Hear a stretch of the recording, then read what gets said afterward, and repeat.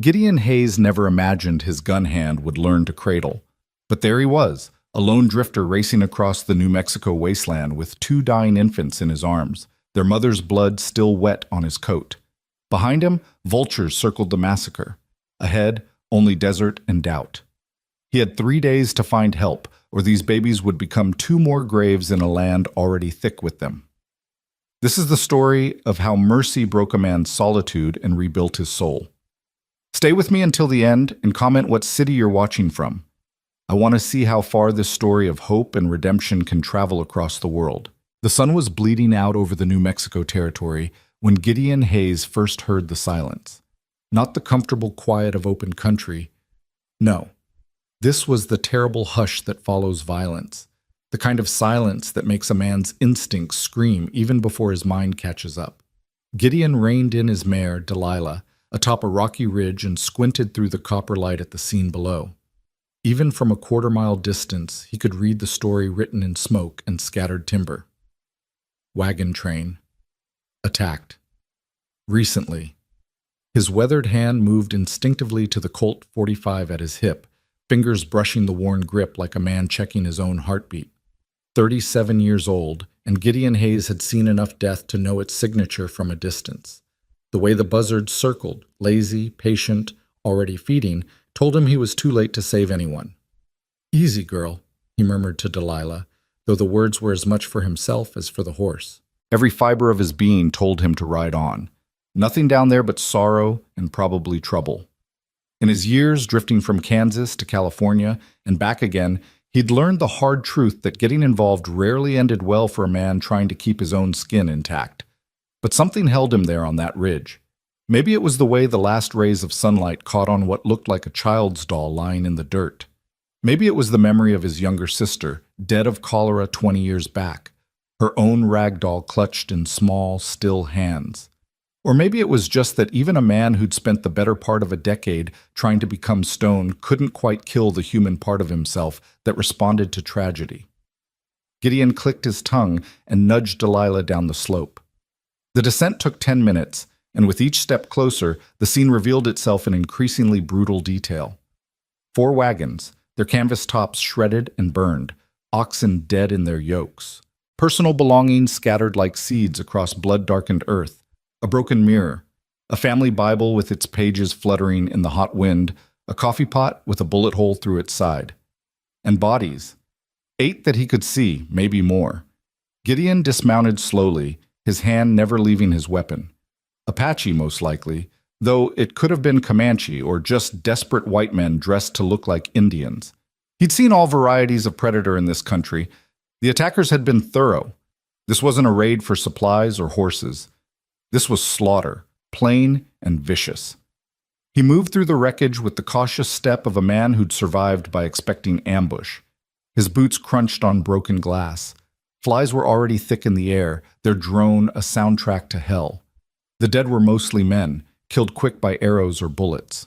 2 women lay near the lead wagon, one with gray hair spread like a fan in the dust. The other younger, maybe 25, her arms stretched forward as if she'd been reaching for something when she died.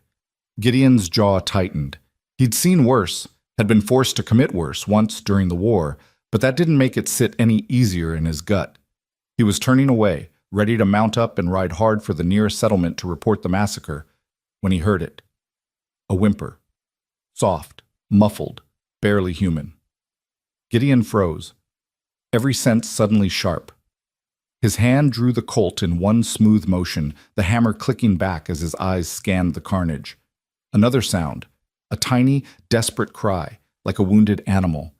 It was coming from beneath the young woman's body. "Christ Almighty," Gideon breathed, holstering his weapon and dropping to his knees beside her.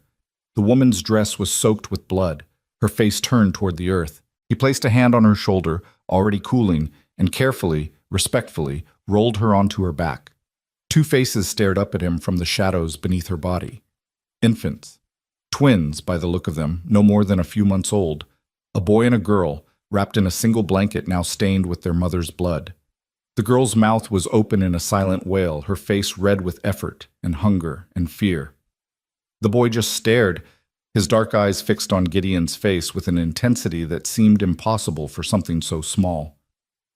"Jesus, Mary, and Joseph," Gideon whispered, his voice rough as creek gravel. The mother had used her body as a shield, died protecting them, covering them so completely that the raiders must have missed them in their hurry. How long had these babies been lying here, trapped beneath their dead mother? Hours, certainly. Maybe since dawn, pinned under her weight in the crushing heat with nothing but her corpse for shade. The girl found her voice fully and let loose a cry that could have shattered glass. Gideon's hands hovered uncertainly over the infants. He was a man who could field strip a rifle blindfolded, who could track a man across bare rock, who could draw and fire in under a second. But babies? He'd never even held one, not in all his years. His own childhood had been too hard, too quick, and he'd spent his adult life deliberately avoiding the kinds of entanglements that led to families. "All right," he said, as if the sound of his own voice could give him courage. "All right, let's get you out of there." He slipped his hands under the girl first. She was the one crying, seemed to need the help most urgently. His fingers felt huge and clumsy as he lifted her, terrified he'd drop her, or hold her wrong, or break something. She weighed almost nothing, felt as fragile as bird bones wrapped in warm cloth. The moment she was free, her crying intensified, her tiny fists pumping the air. "I know, little bit, I know." Gideon laid her gently in the crook of his left arm and reached back for the boy. This one came easier, already adapting to the motion. The boy didn't cry, just kept staring with those unnervingly aware eyes. Gideon stood slowly, both babies cradled against his chest, and looked around the massacre site with new eyes. What was he supposed to do now? He couldn't leave them, even he wasn't that much of a bastard. But he also couldn't care for infants. He had no supplies for them, no knowledge of their needs beyond the basic fact that babies required food and warmth and a gentleness that had been beaten out of him years ago. The smart play was to wrap them up, ride hard for the nearest town, and hand them over to someone equipped to deal with them. There was a settlement called Bitter Creek about 2 days south. They'd have women there, maybe even families who'd lost children and might want to take these two in. 2 days. Could babies survive 2 days with him? The girl's crying had subsided to hiccuping sobs. The boy just watched him, still silent, as if waiting to see what this strange man would do. "Your mama was brave," Gideon told them quietly, looking down at the woman who'd saved them. "Real brave. She died protecting you. And I'll be damned if I let that sacrifice mean nothing." He began to move through the wreckage with purpose now, searching for anything that might help. Found a mostly intact crate that had contained tinned goods. The tins were gone, taken by the raiders, but underneath he discovered 3 glass baby bottles, miraculously unbroken. Near another wagon he found a small trunk, and inside it, swaddling clothes and tiny gowns and a leather bag that contained what looked like dried milk powder. "Thank you, Lord," Gideon muttered, gathering the supplies. His arms were full of babies and gear when he heard hoofbeats. 3 riders approaching from the east at a hard gallop. Gideon's blood went cold. The raiders, coming back?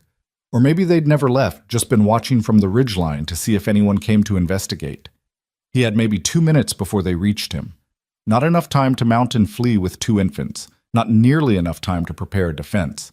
He did the only thing he could think of, carried the babies and his meager supplies to a partially collapsed wagon, and crawled inside the wreckage with them, pulling canvas and broken boards around them until they were hidden in shadows. He settled both babies in his lap, one hand free to draw his weapon, the other pressed gently over the girl's mouth in case she decided to cry again. "Not a sound," he breathed. "Please, little bits, not a sound." The hoofbeats grew louder, then stopped.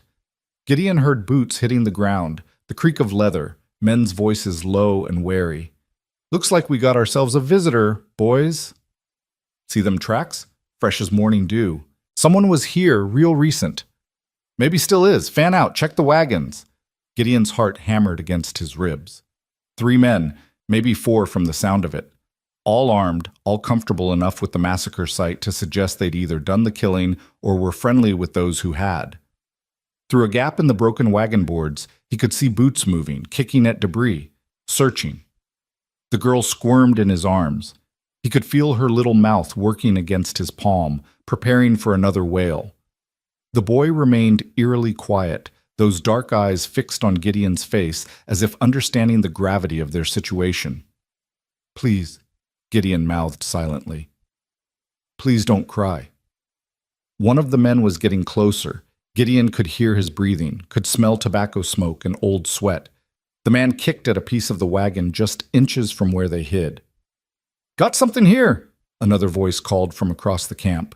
"Saddlebags, good leather too. And looky here, flask of whiskey, barely touched." The boots near Gideon's hiding spot paused, then turned away. "That'll do for now. Sun's getting low, and I don't fancy spending the night with corpses. Let's take what we can carry and ride." "What about whoever made them fresh tracks?" "Probably saw us coming and ran like a rabbit. If they're smart, they'll keep running." More sounds of movement, horses being loaded with plundered goods, then the blessed noise of riders mounting up and moving off. Gideon stayed frozen for another 10 minutes, barely breathing, until the sound of hoofbeats faded completely into the desert evening. Only then did he remove his hand from the girl's mouth. She immediately began to cry again, and this time Gideon let her. Let both babies fill the dying light with their wails because it meant they were alive, meant he'd kept them safe one more hour. He crawled out of the wreckage with them, gathered his supplies, and walked to where Delilah waited patiently, her reins trailing. "Change of plans, girl," he told the mare as he figured out how to strap one baby to his chest using a torn length of cotton from a woman's dress, fashioning a crude sling that pressed the boy against his heartbeat. The girl he settled into a leather saddlebag, cushioning her with soft clothes and leaving the flap open so she could breathe. It wasn't ideal. Nothing about this situation was, but it would have to do. The sun touched the horizon as Gideon mounted up, hyper-aware of the precious, fragile cargo he carried. He couldn't go to Bitter Creek anymore. Those riders were headed south, and he wouldn't risk crossing their path again with 2 infants in tow. North then, toward the territories where he knew the land better, where he could find shelter and safety. It would be a harder journey, longer, through rougher country. But Gideon Hayes had survived worse odds. "Hang on, little bits," he murmured, nudging Delilah into a careful walk. "We got us a long night ahead." Day 1. The Night Ride. The desert night came down like a curtain, and with it, a cold that seemed impossible after the day's scorching heat. Gideon kept Delilah to a steady walk, following game trails and dry creek beds northward, always listening for sounds of pursuit that never came. The babies cried. God, how they cried. The girl in the saddlebag wailed on and off for the first 3 hours, her voice hoarse with thirst and hunger and the deep primal fear of abandonment. Each cry went through Gideon like a knife. The boy, pressed against his chest, remained quieter but restless, squirming and making small, distressed sounds that were somehow worse than his sister's outright screams. Around midnight, Gideon stopped by a seep spring, barely more than wet rocks, really, and tried to figure out how to mix the dried milk powder. He had no fire, didn't dare risk the light, so he worked by moonlight with cold water and shaking hands, measuring powder into one of the bottles and shaking until it mostly dissolved. The girl latched onto the bottle nipple with desperate strength, sucking so hard he worried she'd choke. She drained half the bottle before pausing to breathe, milk running down her chin. The boy took his feeding more delicately, his eyes never leaving Gideon's face even as he drank. "You're the quiet one, aren't you?" Gideon said softly, watching the infant. "Your sister does all the talking for both of you." When both babies had eaten, Gideon changed their soiled cloths, a process that left him grimacing and gagging, and wrapped them in clean swaddling. Then he sat with his back against a boulder, both babies cradled in his arms, and tried to decide what the hell he'd gotten himself into. He should have left them. That was the cold truth. A man with any sense would have ridden straight past that wagon train, let someone else discover the survivors. He was no nursemaid, no family man. He'd spent 15 years cultivating the ability to walk away from trouble, to avoid the kind of emotional attachments that got you killed or, worse, got others killed on your account. But when the girl made a small, contented sound and curled her tiny fist into his shirt, Gideon felt something crack in the careful armor he'd built around his heart. "Your mama called you Ruth," he whispered, looking down at her. "Heard her saying it, right before she passed. And you?" He shifted his gaze to the boy. You're Eli. Those are good names, strong names.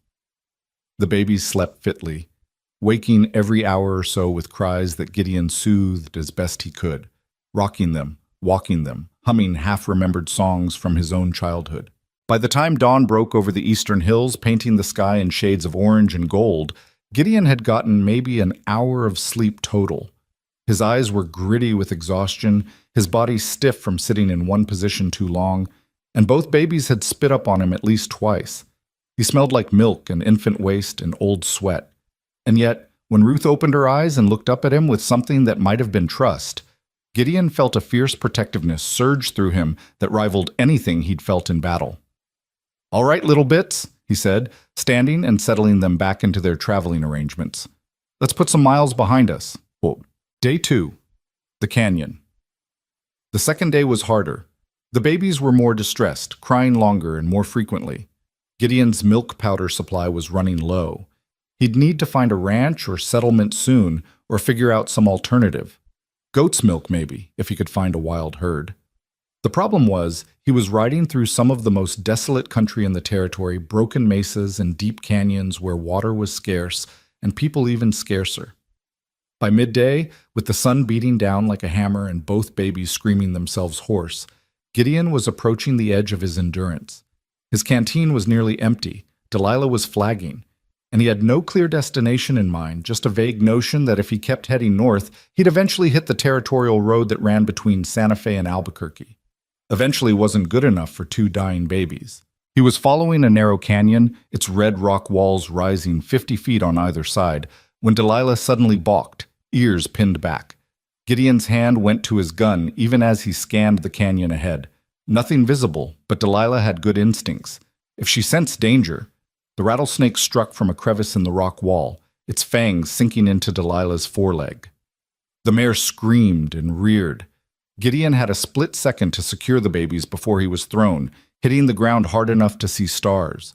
He rolled instinctively, covering Eli with his body, aware of Ruth's terrified shrieks from the saddlebag that had fallen nearby. Delilah was panicking, kicking and bucking, foam flying from her mouth. The snake, a big diamondback, 4 feet if it was an inch, had retreated back into the rocks, its rattle a malicious buzz that echoed off the canyon walls. "Whoa! Easy, girl!" Gideon shouted, but the horse was beyond hearing. She galloped 30 yards up the canyon before her legs gave out and she crashed to the ground, sides heaving. Gideon ran to Ruth first, scooping up the saddlebag and checking her frantically for injuries. She was screaming but unharmed, just terrified. He pressed her against his chest next to Eli and hurried to where Delilah lay dying. The bite was bad, right on the foreleg where the venom would spread fast. The mare's eyes were already glazing, her breathing labored. Gideon knelt beside her, one hand on her neck, feeling her pulse flutter and fade. "I'm sorry, girl," he whispered. "I'm so sorry." Delilah gave one last shuddering breath and went still. For a long moment, Gideon just knelt there in the dirt, 2 screaming babies in his arms, his dead horse beside him, and the full weight of his situation crushing down on his shoulders. No horse, low on supplies. In the middle of a canyon with high walls and only 2 directions to go. Miles from anywhere, with 2 infants who needed care he couldn't provide. This was how it would end, he realized with crystalline clarity. Not in a gunfight like he'd always figured, not with a bullet or a knife, but here, in this nameless canyon, trying to save 2 children he didn't even know. Ruth's cries were weakening, becoming hoarse whispers. Eli had stopped making any sound at all, just lay limply against Gideon's chest. They were dehydrating fast in the brutal heat, and he had maybe a few swallows of water left. "No," Gideon said aloud, his voice hard. "No, damn it. Not like this." He stood, legs shaking, and began to salvage what he could from Delilah's body. The saddle was too heavy to carry, but he took the saddlebags with the few supplies he had left. Fashioned a better sling for both babies using strips of leather, binding them against his chest and back so his hands would be free. Took one last swallow of water himself, then used the rest to wet a cloth and let the babies suck on it. Then he started walking. The canyon floor was rocky and uneven, the sun a merciless eye above. Gideon had no idea how far the canyon stretched, only knew that staying still meant death. So he walked, one foot in front of the other, while Ruth whimpered against his chest and Eli's labored breathing warmed his back. An hour passed. Then 2. His throat was dust. His legs felt like they belonged to someone else. The babies had gone silent, not sleeping, just too weak to cry anymore. That scared him more than anything. He was starting to hallucinate, seeing water where there was none, hearing voices on the wind when he rounded a bend and saw it. Green. Real green. Not a fever dream. Trees and grass and the unmistakable glint of running water. A stream cut across the canyon floor ahead, fed by some spring higher up in the rocks. Desert willows grew along its banks, creating pockets of shade. It was the most beautiful thing Gideon had ever seen. He fell to his knees beside the water and scooped handfuls into his mouth, drinking until his stomach cramped. Then he wet his hands and carefully, so carefully, dripped water onto the baby's lips. Ruth's mouth opened reflexively. Eli's eyes fluttered. "That's it," Gideon croaked. "Come on, little bits. Come back." He spent the next hour just sitting in the shade, letting the babies recover, feeding them more water mixed with the last of the milk powder. The relief of finding water had given him new strength, but he knew they weren't out of danger yet. They needed real help, a doctor, a town, someone who actually knew how to care for infants. As the sun began its descent, painting the canyon walls in amber light, Gideon heard something that made his heart leap. The distant sound of a wagon. Wheels creaking, a horse's hoofbeats, coming from farther up the canyon. He rose carefully, settling the babies, and moved toward the sound. Around another bend, he saw it. A small covered wagon, old but well-maintained, pulled by a single draft horse. And driving it, a woman in a dusty calico dress and a wide-brimmed hat. For a moment, Gideon just stood there, afraid she was another hallucination. Then the woman saw him, her eyes widen, taking in his battered appearance, the 2 infants strapped to him, the desperate exhaustion written on every line of his face. She pulled the wagon to a stop and climbed down quickly, moving toward him with the careful approach one might use with a wounded animal. "Sir?" Her voice was clear and calm, touched with a soft drawl that suggested she was from somewhere farther east. "Sir, are you hurt?" "The babies," Gideon managed, his voice cracked on the words. "They need help. Their mama... wagon train massacre. I've been trying to keep them alive, but I can't." The woman was already reaching for Ruth, her hands practiced and gentle as she lifted the infant from the sling. She laid the baby against her shoulder and began examining her with quick efficiency, checking her color, her breathing, the moistness of her mouth. "This one's dehydrated but alive," she said. "What about the other?" Gideon turned so she could see Eli on his back. The woman moved around him and performed the same assessment, her face grave but not panicked. "They both need fluids, proper food, and rest. How long have you been on your own with them?" 2 days. Found them under their mother's body. Everyone else was dead. The words were tumbling out now, a dam breaking. "I've been trying to get north, find help, but my horse got bit by a rattler and died. And I don't know what I'm doing with babies. I've never even held one before 2 days ago." The woman met his eyes, and in hers he saw something he hadn't expected. Respect. "You've done well," she said simply. "Better than most men would. These children are alive because of you." She made a decision, straightening her shoulders. "My name is Margaret Wynne. I'm a midwife, bound for Sweetwater Creek. It's about 4 days north by wagon. You and these babies are coming with me." Gideon wanted to argue, to maintain some shred of the independence he'd guarded so fiercely for so many years. But Ruth chose that moment to let out a weak cry, and Eli's breathing hitched, and he realized he was simply too tired, too grateful, to resist. "Gideon Hayes," he said by way of introduction. "And this is Ruth and Eli. I don't know their family name. Their mama died before she could tell me much." "Then they're Ruth and Eli Hayes, for now," Margaret said firmly. "Until we learn different. Come on, Mr. Hayes. Let's get these children fed and settled. You look like you're about to fall over." She wasn't wrong. Now that help had arrived, all the adrenaline and desperate determination that had kept Gideon moving for 2 days was draining away like water through cupped hands. He let Margaret guide him to the wagon, helped her settle the babies on a pile of soft blankets inside, and watched with dim amazement as she produced proper feeding bottles and real goat's milk from her supplies. "I travel prepared," Margaret said, seeing his expression. "In my line of work, you never know when you'll come across someone in need." She began heating milk over a small portable stove. "Now sit down before you fall down, Mr. Hayes, and tell me the full story while these bottles warm." So Gideon sat, his back against a wagon wheel, and told her everything. The massacre site, finding the babies, the raiders who'd almost discovered them, the long nights of crying and feeding and not knowing what he was doing, the snake, the canyon, the desperate walk with 2 dying infants. Margaret listened without interrupting, her hands busy with the practical work of preparing bottles and warming water. When he finished, she was quiet for a long moment. "You saved their lives," she finally said, "twice over, by my count. Once when you chose not to ride past that wagon train, and again when you didn't give up in that canyon." She handed him a bottle of milk. "Here, you feed Eli, that's the boy, yes? And I'll take Ruth. They respond to you, I can see it. They trust you." Gideon took the bottle with hands that shook slightly.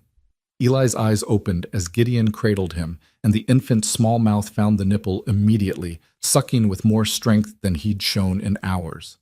Watching the baby drink, feeling him grow less rigid with relief and satisfaction, Gideon felt that crack in his armor widen a little more. "I don't know what I'm supposed to do with them," he admitted quietly. "Long term, I mean. I'm no family man, Miss Wynne. I'm a drifter. Have been for 15 years since the war ended. I don't have a home, don't have prospects. Hell, until 2 days ago, I hadn't spoken more than 10 words to another soul in 3 months." "And yet here you are," Margaret said, her tone gentle but firm, "with 2 babies who are alive because you couldn't walk away." She paused in her feeding of Ruth to look at him directly. "What you're supposed to do, Mr. Hayes, is exactly what you've been doing. Keep them alive, keep them safe. The rest, we'll figure it out when we get to Sweetwater." "Sweetwater got families who might want them?" "Maybe. It's a good town, growing steady. There are folks there with kind hearts." She hesitated. "But I'll be honest with you. Winter's coming on fast, and times are hard. 2 orphans with no kin and no resources. It won't be easy to place them." Gideon looked down at Eli, who had finished his bottle and was regarding Gideon with those solemn dark eyes. Ruth had fallen asleep in Margaret's arms, her small face finally peaceful. In 2 days, these tiny strangers had become what? His responsibility, certainly. But more than that. Something he didn't have words for, something that made his chest feel tight and his throat close up. "Well," he said roughly, "we'll cross that bridge when we come to it. For now, let's just get them to Sweetwater in one piece." Margaret smiled. "That's a good plan, Mr. Hayes." Day 3. The Wagon. They traveled together through the next day and night, the wagon creaking steadily northward along game trails and old prospectors' roads that Margaret seemed to know by heart. She'd been making this circuit for 5 years, she explained, traveling between scattered ranches and small towns to help women birth their babies and tend to their health concerns. "It's lonely work sometimes," she admitted as they rolled through the early morning of the 3rd day, "but needful. Out here, a woman might be 40 miles from the nearest doctor. If she goes into labor with complications, or if a baby comes breech, she needs someone who knows what they're doing." "You ever lose one?" Gideon asked. He was sitting beside her on the wagon bench, holding Ruth while Eli slept in a makeshift cradle Margaret had rigged in the wagon bed. "A mother or a baby?" Margaret's hands tightened on the reins. 3 mothers, 7 babies. In 5 years, that's not a bad record, but each one, she swallowed hard, each one stays with you. You remember their names, their faces. You wonder if there was something else you could have done. Gideon understood that burden. He carried his own roster of the dead, men he'd killed in the war, men he'd failed to save, the sister who'd died while he was off playing soldier. The weight of it never really left you. You just learned to carry it better. "These 2 are lucky you found us," Gideon said, looking down at Ruth. She'd been fussy all morning, pulling at her ear and whimpering. Margaret had diagnosed an ear infection, treated it with warm oil and willow bark tea, and assured him it would pass. "We found each other," Margaret corrected. And lucky works both ways, I think. They fell into an easy rhythm over that third day. Margaret drove while Gideon tended the babies, a reversal of expected roles that neither commented on. He learned to recognize Ruth's different cries: hunger, discomfort, pain, fear. Learned that Eli responded to gentle rocking and low humming, that he watched faces with intense concentration as if memorizing them. Margaret taught him practical skills: how to test milk temperature on his wrist, how to burp a baby properly, how to swaddle tight enough to comfort but loose enough to allow movement. She answered his questions patiently, never making him feel stupid for not knowing things that seemed obvious to her. Most men wouldn't even try, she said when he apologized for the 10th time for his clumsiness. Most men would have handed these babies off to the first woman they saw and rode away without looking back. The fact that you're still here, still learning, still trying, that matters more than you know. As the sun began to set on their third day together, they made camp in a small hollow sheltered by cottonwoods. A seasonal creek ran through it, still holding water from the summer monsoons.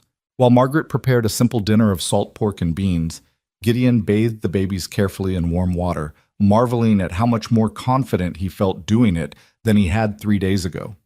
Ruth kicked and splashed, seeming to enjoy the water.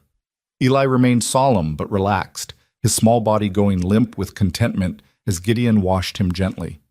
By the time both babies were clean and dressed in fresh gowns, the stars were coming out and Margaret had coffee brewing over the fire. They ate in comfortable silence, the babies sleeping between them wrapped in blankets. The night was cool but not cold, the fire warm, the sound of the creek soothing. For the first time in longer than Gideon could remember, he felt something like peace. "Can I ask you something personal, Mr. Hayes?" Margaret said, refilling their coffee cups. Gideon, and sure, I guess. What happened? To make you spend 15 years drifting alone?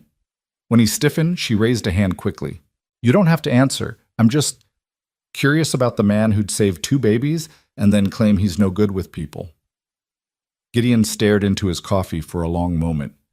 He didn't talk about the past, had trained himself not to think about it, but something about the firelight and the sleeping babies and this woman who'd shown him nothing but kindness made the words come easier. I had a family once, he said quietly. During the war. Got married young, right before I enlisted. My wife Sarah was pregnant when I left. Promised her I'd be back before the baby came. He paused, the old guilt and grief tightening his throat. I wasn't. Took a bullet at Shiloh, spent 6 months in a hospital tent. By the time I made it home, Sarah had died in childbirth. The baby, a daughter, lived 3 days. Margaret made a soft sound of sympathy but didn't interrupt. My little sister, the one I told you about, died a month after that. Cholera swept through our county. I buried her next to Sarah and the baby. Gideon's hands tightened around his cup. That was it. Everyone I loved, gone in less than a year. I sold the farm, took what little I could carry, and started riding. Figured if I didn't attach to anybody, didn't let anybody attach to me, I couldn't hurt like that again. And did it work? Margaret asked gently. Gideon looked at Ruth and Eli, sleeping peacefully in their blankets, and felt that crack in his armor split wide open. No, he admitted. No, it didn't work worth a damn. Margaret reached across the fire and touched his hand briefly. I'm glad. A man who can't feel pain can't feel joy either. And those babies, they deserve someone who can feel both, who can grieve for their mother and still choose to keep living, keep protecting them. What about you? Gideon asked, eager to shift the focus. How'd you end up doing this? Traveling alone, delivering babies in the middle of nowhere? Margaret smiled, but it was tinged with sadness. I had a sweetheart once, Robert. We were engaged to be married, had the whole future planned out. He was going to be a doctor. I was going to assist him. We'd have a practice in St. Louis, a house with a garden, children of our own someday. What happened? Typhoid. He died 3 weeks before our wedding. She stirred the fire absently. I couldn't stay in St. Louis after that. Too many memories, too many what-ifs. So I came west, learned midwifery from an old Mexican woman in Santa Fe, and just kept moving. Helping people seemed like the only thing that made the grief bearable. They sat together in the quiet understanding of two people who'd both loved and lost, both built walls around their hearts, and both found those walls insufficient in the face of two helpless infants who needed them. "We're a fine pair, aren't we?" Gideon said with a dry laugh. "Two broken people trying to keep two innocent lives from breaking the same way." "Maybe that's exactly what they need," Margaret replied. "People who know how much the world can hurt and choose to protect them from it anyway." Ruth stirred then, making a sleepy sound. Gideon reached for her automatically, settled her against his chest, and began rocking gently. She sighed and relaxed, her small fist curling into his shirt, and he felt something in his chest, that cracked armor, finally shatter completely. He was attached. God help him, he was already attached to these tiny strangers, to their different cries and their small victories and the weight of them in his arms. And standing here on the edge of that attachment was terrifying because he knew how much it could hurt when you lost someone you loved. But looking down at Ruth's peaceful face, feeling Eli's steady breathing where Margaret had laid him across Gideon's lap, he couldn't bring himself to regret it. Whatever came next, whether they found a family in Sweetwater or not, he'd had these few days. He'd been needed, had been useful, had been something other than a ghost drifting through other people's lives.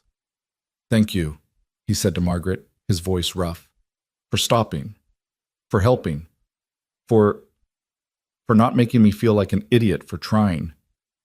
"Thank you," she replied, "for not giving up on them when most men would have.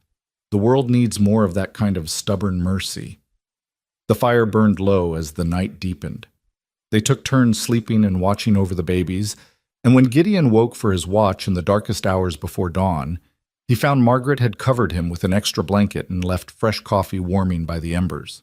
It was a small kindness, but it lodged in his heart alongside the weight of the babies and the memory of Ruth's tiny fist gripping his shirt. Small kindnesses, he was learning, were the threads that stitched a broken life back together. Not all at once, not completely whole, but enough to keep going, enough to hope. Day 4. The storm clouds. The fourth day dawned gray and heavy, the sky thick with clouds that promised rain. Margaret frowned at the horizon as they packed up camp.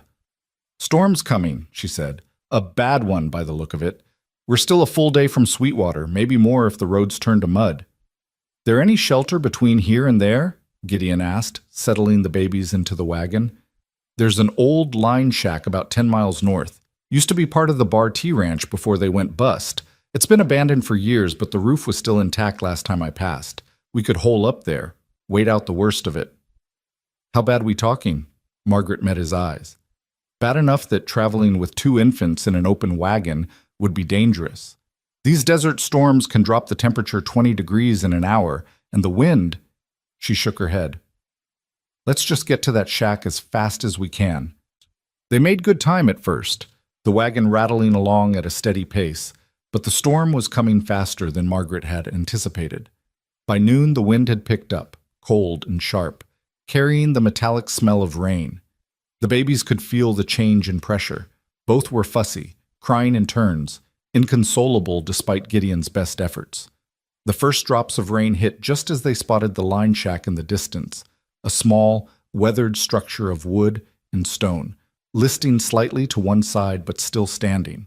Thunder cracked overhead like cannon fire, and suddenly the sky opened up. Rain came down in sheets so heavy Gideon could barely see the horses in front of him. The wagon lurched and slipped in the rapidly forming mud. Margaret fought the reins, trying to keep them on course toward the shack, but the horse was panicking, tossing its head and pulling sideways. "Gideon!" Margaret shouted over the storm. "Take the babies and run! Get them inside! I'll secure the wagon!" He didn't argue, just grabbed both infants, Ruth in one arm, Eli in the other, wrapped them in his coat as best he could, and jumped from the moving wagon. His boots hit mud and he staggered, nearly falling, but kept his feet. Rain lashed his face, soaking through his clothes in seconds. The babies were screaming, terrified by the noise and the cold and the chaos. Gideon ran. The 50 yards to the shack felt like a mile. His boots slipped and slid in the mud. Lightning struck close enough that he could feel the air crackle, could smell ozone burning. Thunder followed immediately, a sound so loud it seemed to split the world in half. But he kept running, kept his arms locked around the babies, kept his body bent over theirs to shield them from the worst of the rain. He hit the shack door at full speed, nearly breaking it off its rusted hinges. Inside was dark and musty but dry. Mostly dry anyway. The roof had some leaks, water dripping in streams from several spots, but the bulk of the structure was sound. Gideon found a corner that seemed driest, laid the babies down on his coat, and immediately began checking them for injuries. They were soaked and cold but unharmed. Their cries had subsided to miserable whimpers. Gideon stripped off their wet clothes with shaking hands, found relatively dry blankets in the wagon supplies he'd had strapped to his back, and wrapped them tightly. "It's okay," he murmured, his own teeth chattering. "We're safe now. We're inside. You're going to be fine." The door burst open and Margaret stumbled in, soaked to the skin, her hair plastered to her face. She was breathing hard, but unhurt. "Horses sheltered on the lee side," she gasped. "Wagons secured. How are they?" "Cold and scared, but okay." Gideon pulled Ruth closer, trying to warm her with his body heat. "We need to get them dry and warm fast, or they'll catch their death." Margaret was already moving, efficient despite her exhaustion. She'd brought more supplies from the wagon, including a small oil lantern that she lit with a waterproof match. The light revealed the shack's interior. One room, maybe 12 feet square, with a potbelly stove in the corner and an old rope bed frame against one wall. There was even a small stack of firewood, ancient and dusty, but dry. "Thank God," Margaret breathed, seeing the wood. Within minutes, she had a fire crackling in the stove, and the tiny space began to warm. They hung wet clothes on a rope strung across the room and gathered around the stove with the babies. For an hour, they just focused on getting everyone warm and dry, fed the babies, changed them, wrapped them in layers of blankets until only their small faces showed. Gradually, Ruth's whimpering stopped. Eli's color improved. They both fell into an exhausted sleep, nestled together in a nest of blankets. Only then did Gideon and Margaret attend to themselves. They were both shivering violently, their lips blue with cold. Margaret handed Gideon a dry shirt from her supplies, too small for him, but better than nothing, and turned her back while he changed. He did the same for her, staring at the wall while she struggled into dry clothes. "That was close," Margaret said once they were both dressed and holding cups of coffee she'd somehow managed to brew. The storm raged outside, wind howling around the shack, rain hammering the roof. But inside, with the fire warming their small space and the babies sleeping safely, it felt almost cozy. "Too close," Gideon agreed. He looked at the babies, his chest tight. "If we'd been 10 minutes slower..." "But we weren't. They're safe. That's what matters." Margaret wrapped her hands around her coffee cup, watching the steam rise. "You know, I've delivered over 100 babies in 5 years. Helped dozens of mothers through labor and illness and fear. But I've never seen anything quite like what you've done with these two." "I just kept them alive. You're the one who actually knows what she's doing." "No, it's more than that. You transformed yourself for them. In 4 days, you went from a man who'd never held a baby to someone who reads their needs before they even cry. That takes more than skill, Gideon. That takes love." The word hung in the air between them, huge and terrifying. Gideon wanted to deny it, to retreat back into his familiar cynicism. But sitting here in a drafty shack during a storm, watching Ruth's small chest rise and fall, feeling the weight of Eli in his arms, he couldn't. "I don't know what happens when we get to Sweetwater," he said quietly. "If someone wants to adopt them, if there's a good family that can give them a real home, I can't stand in the way of that. I've got nothing to offer them. No house, no money, no stability." "You have yourself," Margaret said firmly, "and sometimes that's enough. Sometimes that's everything." She paused, seeming to wrestle with something. "I wasn't going to say this yet, but Gideon, when we reach Sweetwater, I'm staying there for the winter. I have a small house there left to me by a patient who passed. It's not much, but it's warm and dry. You and the babies could stay there too, just until spring, until we figure out what's best for them." Gideon's heart kicked against his ribs. The offer was more than he'd expected, more than he deserved. It was also terrifying, the idea of staying in one place, of committing to something beyond the next day's trail. But before he could answer, Ruth woke with a cry. Not her usual cry. This was different, sharper, edged with pain. Gideon was on his feet immediately, scooping her up. She was burning hot, her small face flushed. "Margaret," he said urgently, "something's wrong." Margaret came quickly, laying a practiced hand on Ruth's forehead. Her expression tightened. "She's got a fever. Could be from the cold, could be that ear infection flaring up, could be something else. We need to bring it down fast." She began issuing instructions, and Gideon followed them precisely. Cool cloths on Ruth's forehead, more willow bark tea, keeping her hydrated, watching for signs of worsening. The night that followed was the longest of Gideon's life, longer than any battle, longer than any bar fight or desperate escape. He and Margaret took turns holding Ruth, walking her, singing to her, doing everything they could to comfort her while her small body fought whatever infection had taken hold. Eli woke periodically, seeming to sense his sister's distress, and Gideon found himself juggling both babies while Margaret prepared medicines and kept the fire stoked. Around 3 in the morning, Ruth's fever finally broke. She stopped crying, relaxed in Gideon's arms, and fell into a deep, genuine sleep. Margaret checked her pulse, her breathing, her color, and finally nodded. "She's through the worst of it. The fever's going down. She'll be weak for a few days, but she'll be okay." Gideon sank onto the old bed frame, Ruth cradled against his chest, and realized his own face was wet. He was crying, silent tears running down his cheeks, and he couldn't seem to stop. All the fear and exhaustion and desperate hope of the past 4 days was pouring out of him. Margaret sat beside him and put her hand on his shoulder. She didn't say anything, just sat there while he cried, while the storm outside began to subside, while Ruth slept peacefully, and Eli stirred in his nest of blankets. "I can't lose them," Gideon finally managed. "I know I barely know them. I know I'm not their father, not really, but I can't lose anyone else. Not after Sarah, not after the baby and my sister. I can't." "Then don't," Margaret said simply. "When we get to Sweetwater, when people start asking questions and making suggestions about what's best for these children, you speak up. You tell them that Ruth and Eli already have someone. They have you, and if you want, they have me too. We can do this, Gideon. Together, we can give them a home." He turned to look at her, this strong woman who'd appeared out of nowhere and helped him save 2 lives, who'd taught him how to be gentle, how to care, how to let himself be needed, who was offering not just shelter, but partnership, a chance to build something real. "Why?" he asked. "Why would you do that? You don't know me. I could be anyone, a criminal, a drunk, a man who'd abandon you first chance I got." "But you're not any of those things," Margaret said.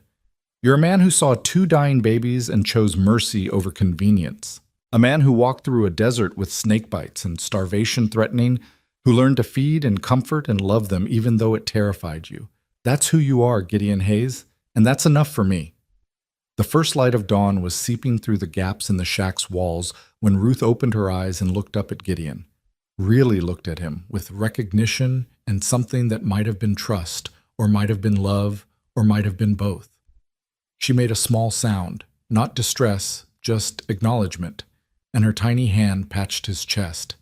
And Gideon Hayes, who'd spent 15 years running from attachment, from pain, from the possibility of loss, made a choice. He looked at Margaret and nodded once. "Okay," he said. "Okay. When we get to Sweetwater, let's give them a home. Together." Margaret smiled, and in that smile was hope and promise, and the beginning of something neither of them had expected to find, a family born not from blood, but from mercy, forged in a desert canyon and sealed in a drafty shack during a storm. Outside, the rain had stopped. The sun was breaking through the clouds, painting the New Mexico sky in shades of gold and rose. And inside the line shack, 4 people who'd been alone were alone no longer. The road to Sweetwater was still a day ahead. Whatever challenges awaited them there, skeptical townsfolk, practical concerns, the weight of responsibility, would come in their time. But for now, in this moment, they had enough. Warm fire, dry shelter, 2 sleeping babies, and each other. It was a start. And sometimes, Gideon was learning, a start was all you needed to begin building a life worth living. The morning sun had fully risen by the time they packed up the line shack, its golden light transforming the muddy landscape into something almost beautiful. Gideon secured the babies in their traveling arrangements while Margaret hitched the horse back to the wagon, both of them moving with the practiced efficiency of people who'd learned to work together without needing many words. Ruth was still weak from her fever, sleeping more than usual, her small body limp and warm against Gideon's chest. Eli seemed to sense his sister's fragility and remained unusually quiet, his dark eyes tracking Gideon's every movement with that uncanny awareness that still unnerved him a little. "She'll need watching," Margaret said as she helped Gideon settle into the wagon. "Keep checking her temperature. If it spikes again, we stop immediately, no matter how close we are to town." "Understood." Gideon adjusted Ruth's blanket, his hand automatically moving to her forehead. Still warm, but not dangerously so. "How far to Sweetwater from here?" "If the roads aren't too torn up from the storm, we should reach it by sunset. It's not a big place, maybe 300 souls, but it's growing. There's a doctor there, Doc Brennan. He's good with children. We'll have him look at Ruth as soon as we arrive." The wagon lurched forward, wheels squelching through mud but finding purchase. They traveled in silence for the first hour, both lost in their own thoughts. Gideon found himself studying the landscape with new eyes, seeing it not as a drifter passing through, but as someone who might actually stay. The mesas and canyons that had always seemed harsh and unforgiving now looked like they could be home, given the right circumstances. "You're thinking awfully hard over there," Margaret observed, glancing at him from the corner of her eye. "Having second thoughts?" "No, just trying to imagine it. Staying somewhere. Being someone's—" He trailed off, unable to finish the sentence. "Father?" Margaret supplied gently. The word hit him like a physical blow. Father. He'd never expected to hear that word applied to himself again, not after losing his daughter before she'd lived long enough to say it. The grief was still there, would always be there, but it felt different now. Less like a wound that wouldn't heal, and more like a scar, still tender, but survivable. "I don't know if I can be that," he admitted. "What if I mess it up? What if I'm not enough?" "Then you'll mess it up and learn and try again, same as every other parent in the world." Margaret's voice was firm but kind. "Nobody knows what they're doing at first, Gideon. We're all just doing our best and hoping it's enough. The fact that you're worried about being good enough tells me you probably will be." Ruth stirred against his chest, making a small sound of discomfort. Gideon immediately began rocking her gently, humming one of the half-remembered songs from his own childhood. Her breathing evened out, and she settled back into sleep. The exchange took maybe 30 seconds, but when Gideon looked up, Margaret was smiling. "See? You already know what to do. You just don't trust yourself yet." They stopped at midday to rest the horse and feed the babies. Eli took his bottle eagerly, his strength returning with each meal.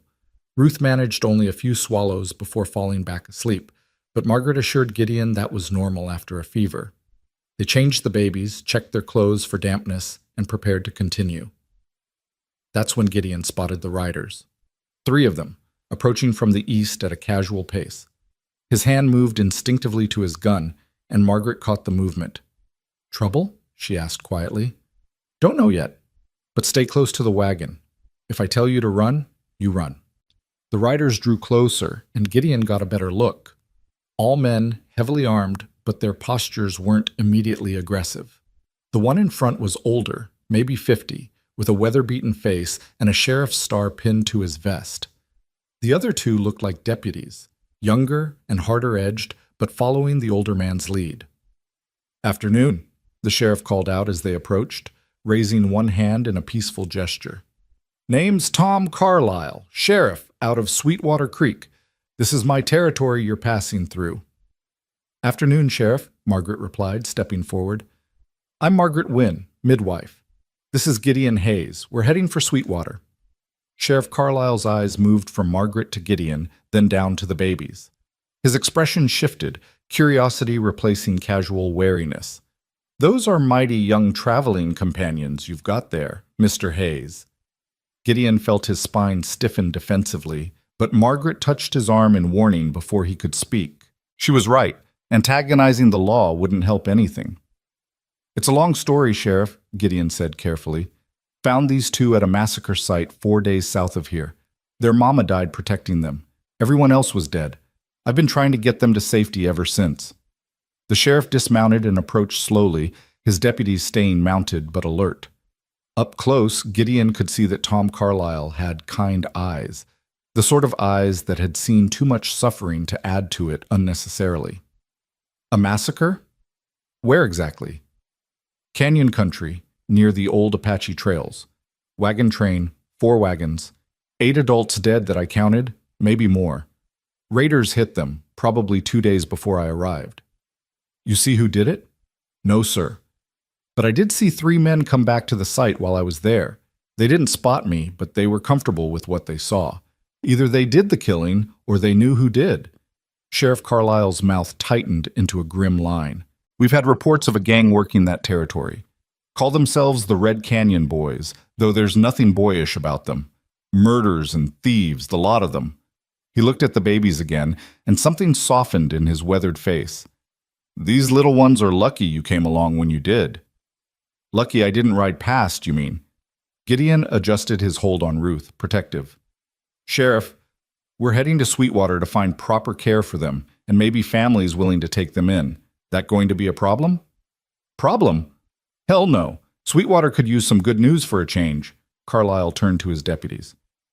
Billy, ride ahead and tell Doc Brennan we've got a sick infant coming in. And let Mrs. Patterson know. She'll want to help with the children. One of the deputies nodded and spurred his horse toward town. Carlyle turned back to Gideon and Margaret. We'll escort you the rest of the way. Roads are still muddy from last night's storm, and I don't want you running into trouble this close to safety. The gesture surprised Gideon. In his experience, lawmen were usually obstacles at best and threats at worst, but Tom Carlyle seemed genuinely concerned, and when he smiled at Ruth sleeping in Gideon's arms, it was with the warmth of a grandfather. They traveled the last few miles together, the sheriff riding alongside the wagon and asking questions about the massacre site. Gideon gave him every detail he could remember, the location, the condition of the bodies, the 3 men who'd returned, even a description of their horses. If there was a chance these Red Canyon boys could be brought to justice, he wanted to help make it happen. You planning to stay in Sweetwater long? Carlyle asked after they'd exhausted the topic of the massacre. Don't know yet, Gideon admitted. Depends on what happens with the babies. Well, if you do decide to stay, come see me. Town's growing fast and we could use a man with your skills. My skills? You've got the look of someone who can handle himself. Ex-military, I'd wager. Maybe some time as a lawman or a scout. We need deputies, Mr. Hayes. Good men who know how to keep their heads in a crisis. Carlyle glanced meaningfully at the babies.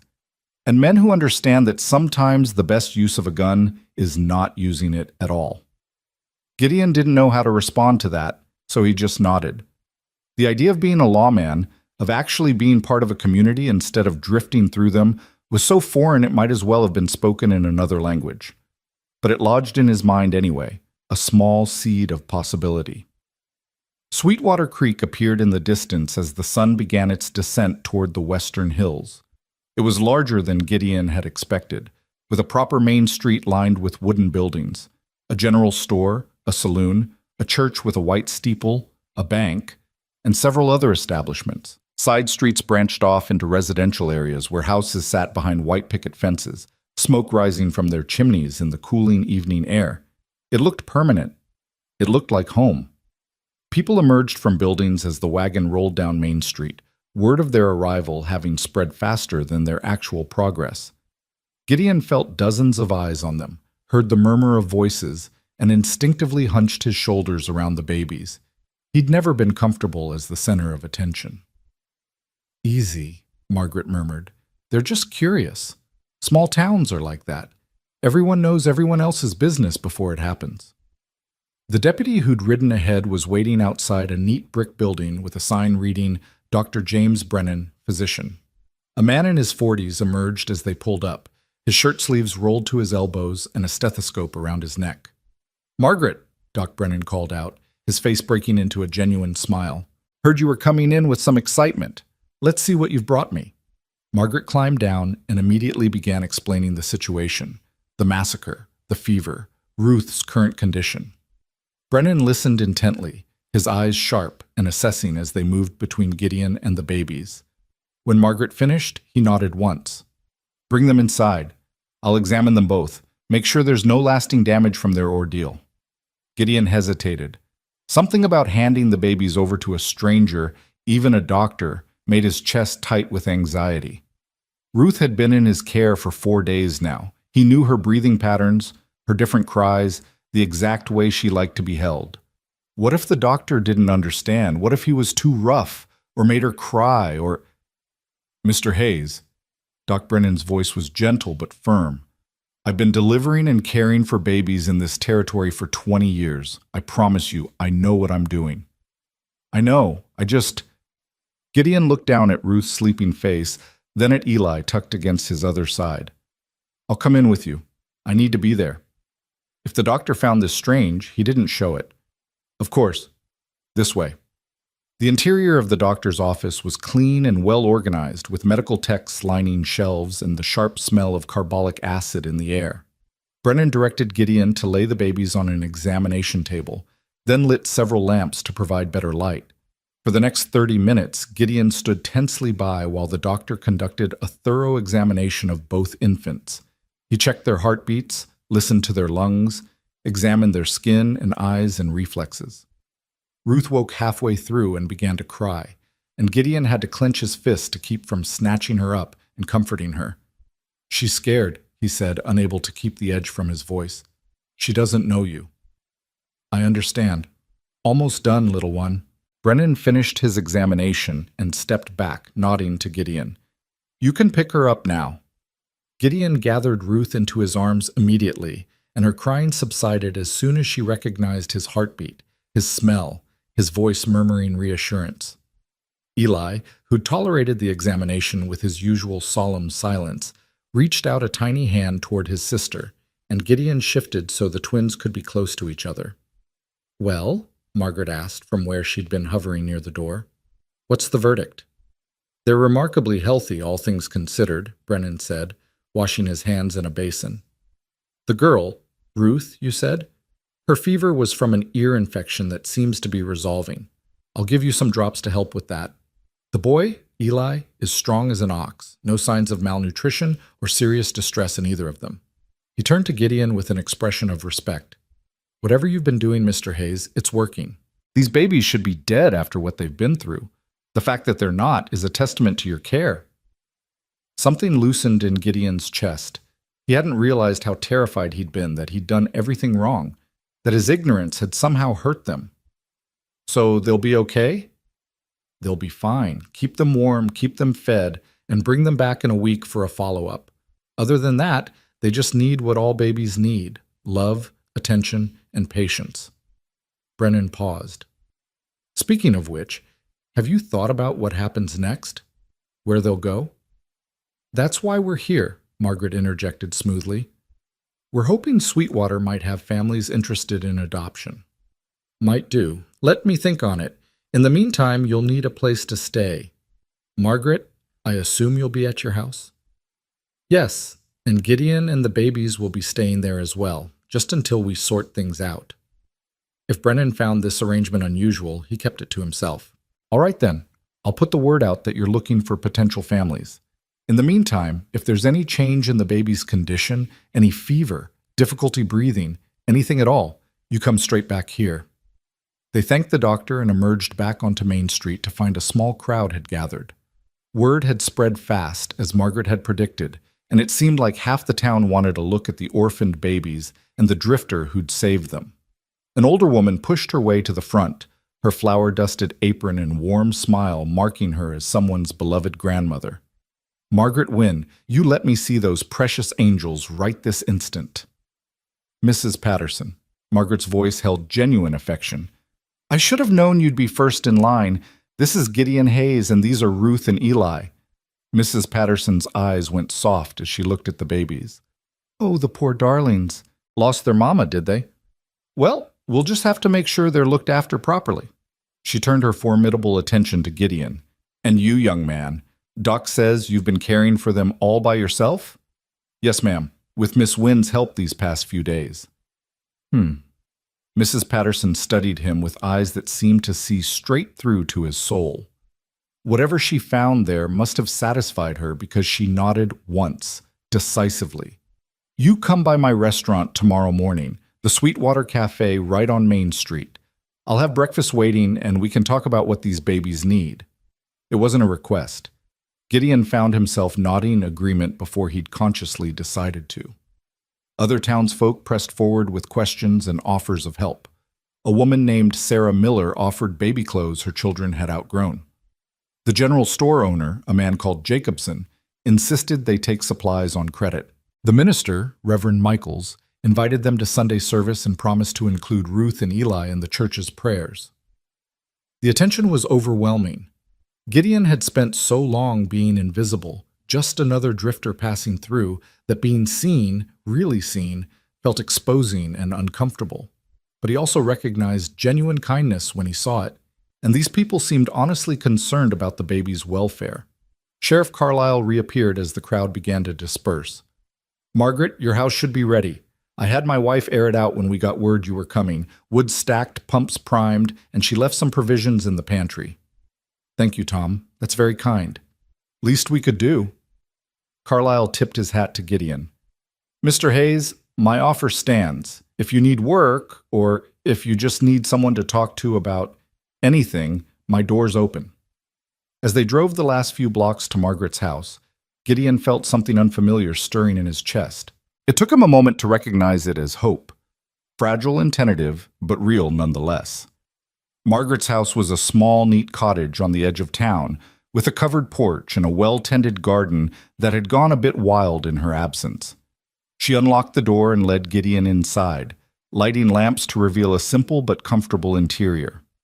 One main room served as kitchen and parlor, with a bedroom off to one side and a loft space above that could be reached by a ladder. It's not much, Margaret said, suddenly seeming uncertain. But it's warm and dry. You and the babies can have the bedroom. I'll take the loft. I can't take your bedroom, Gideon protested. You can and you will. The babies need to be on the ground floor in case Doc Brennan needs to come in the night. Besides, I've slept in worse places than a loft. Her tone left no room for argument. They spent the next hour settling in. Margaret showed Gideon where everything was: the pantry, the woodpile, the pump out back, the privy. He fed the babies while she started a fire in the stove and put coffee on to brew. By the time darkness had fully fallen, they'd created a makeshift nursery in one corner of the bedroom, with blankets and pillows arranged to make a safe sleeping space for the twins. Ruth and Eli, exhausted from the day's journey and the doctor's examination, fell asleep almost immediately. Gideon stood over them for a long moment, watching the rise and fall of their small chests, before finally allowing himself to step away. In the main room, Margaret had set out a simple dinner: bread, cheese, cold chicken, and coffee. They ate in comfortable silence, both too tired for much conversation.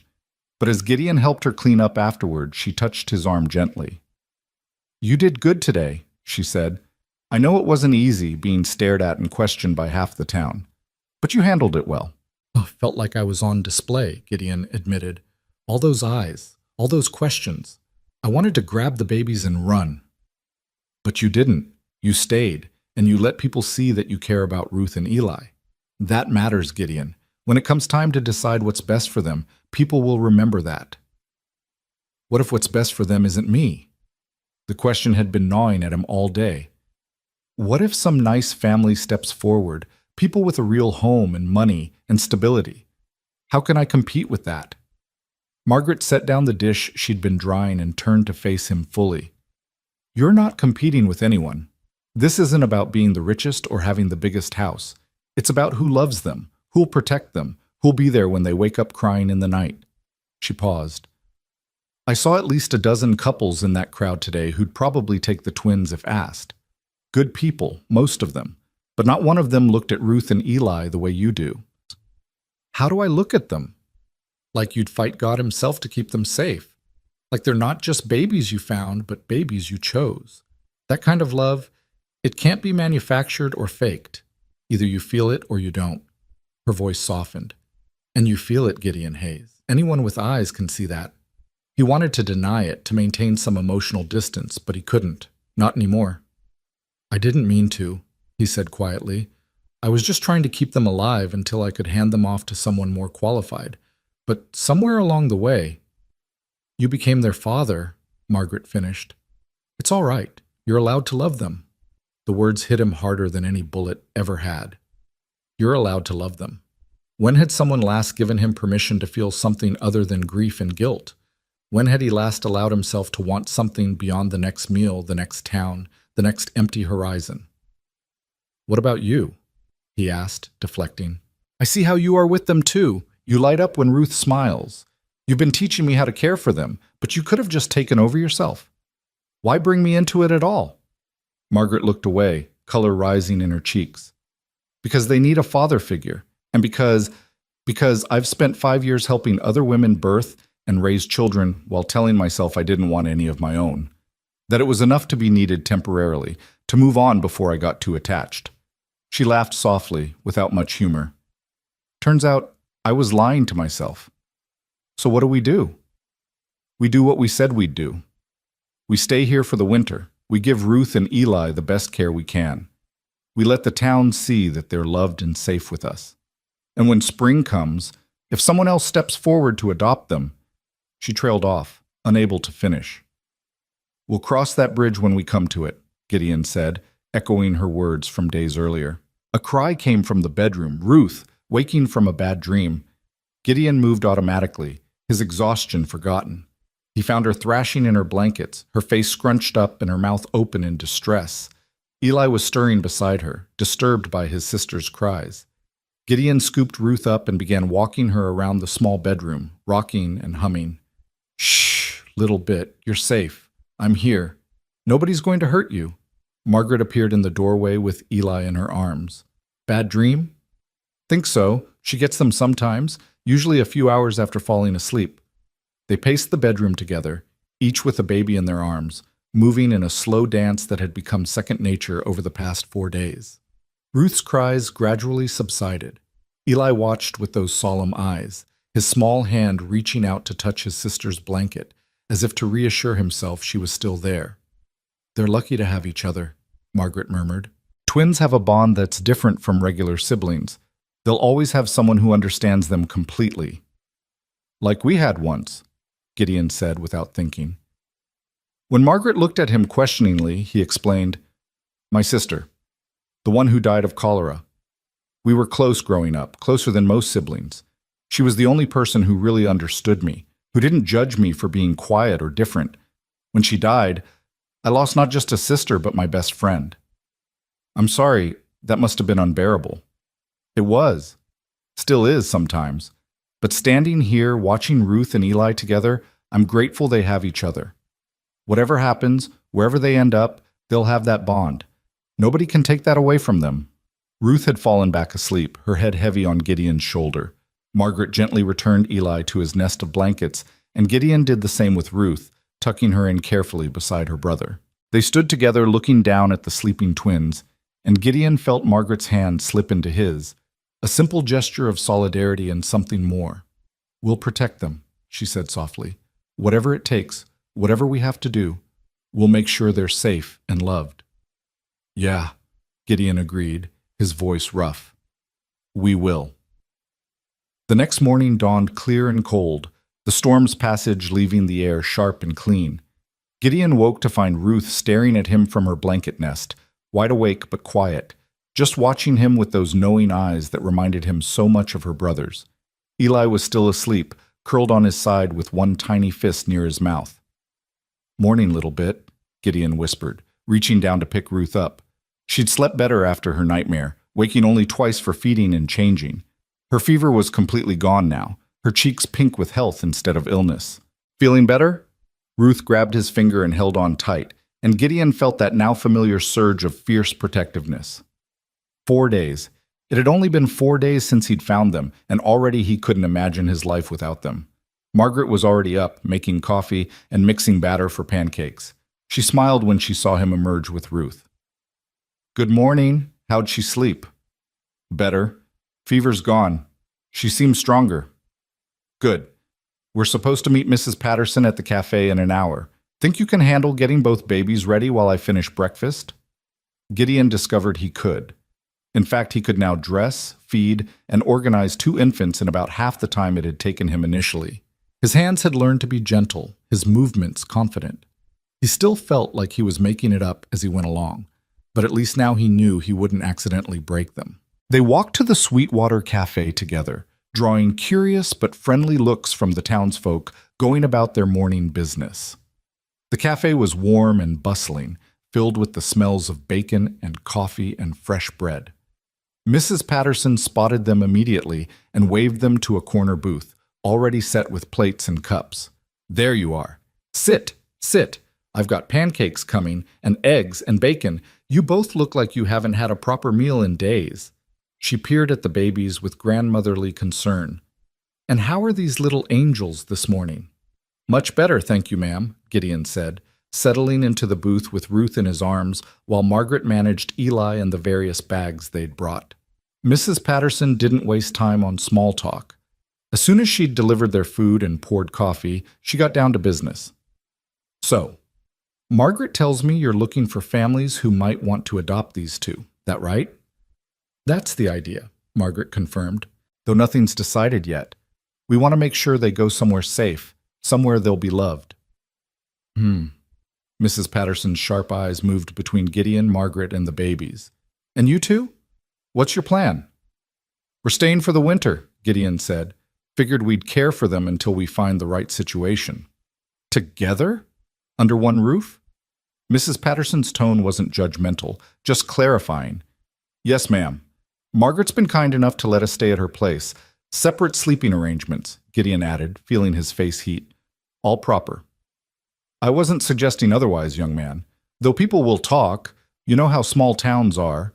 A man and woman living together, even with babies as chaperones. It'll cause gossip. She took a sip of her coffee. Of course, there's a simple way to silence that gossip, if you were inclined. Margaret choked on her pancake. Mrs. Patterson, I'm just saying, you two clearly care about those babies. You work well together.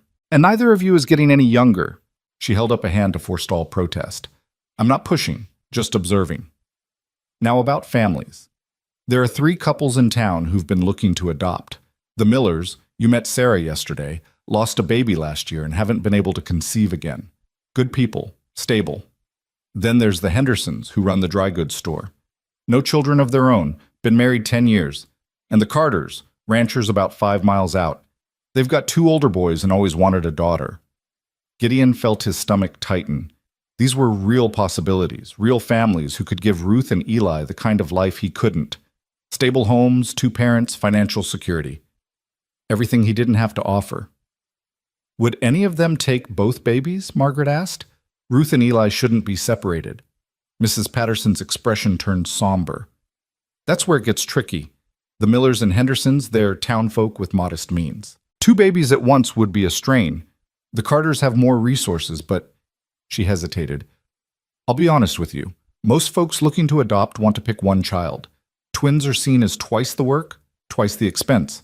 Finding someone willing to take both won't be easy. Gideon felt Margaret stiffen beside him. They can't be separated, she said firmly.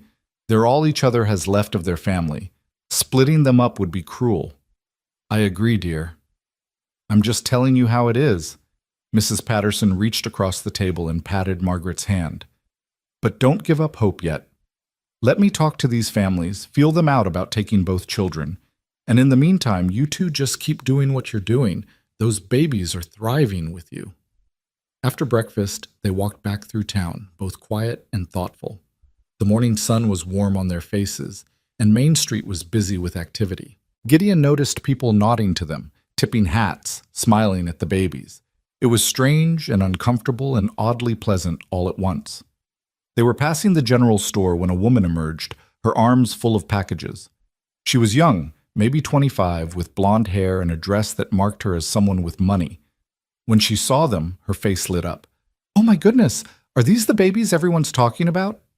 She set down her packages and approached without waiting for permission. They're absolutely precious. May I? Before Gideon could respond, she'd reached out and touched Ruth's cheek. Ruth, startled by the unfamiliar contact, began to cry.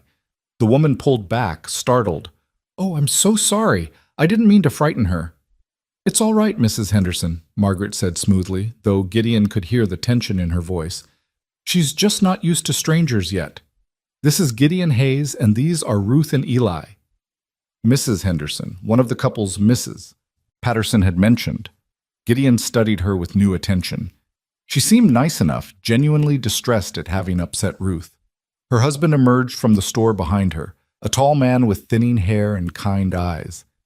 "Everything all right, Caroline?" he asked. "Yes, dear.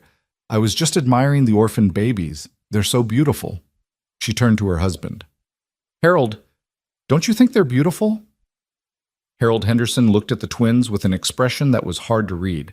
Interest, certainly, but something else, too. Calculation, maybe? "Very nice," he said diplomatically.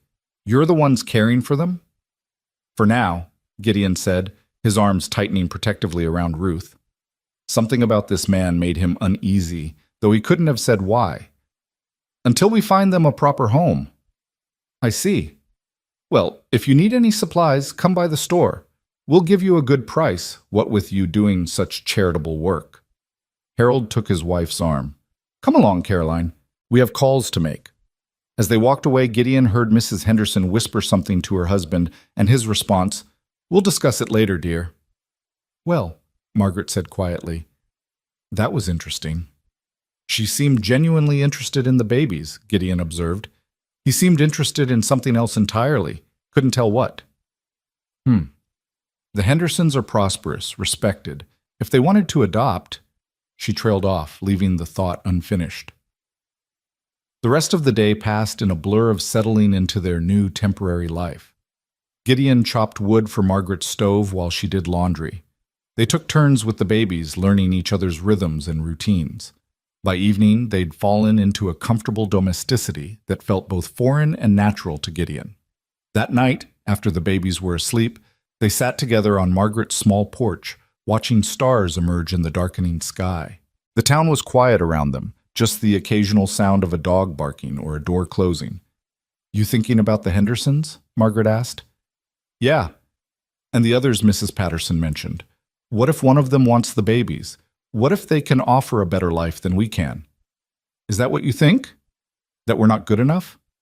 Gideon was quiet for a long moment. "I think I'm terrified of losing them, and I think I'm even more terrified that I have no right to feel that way." He turned to look at Margaret in the dim light. 4 days ago, I didn't even know they existed. Now I can't imagine. I don't want to imagine.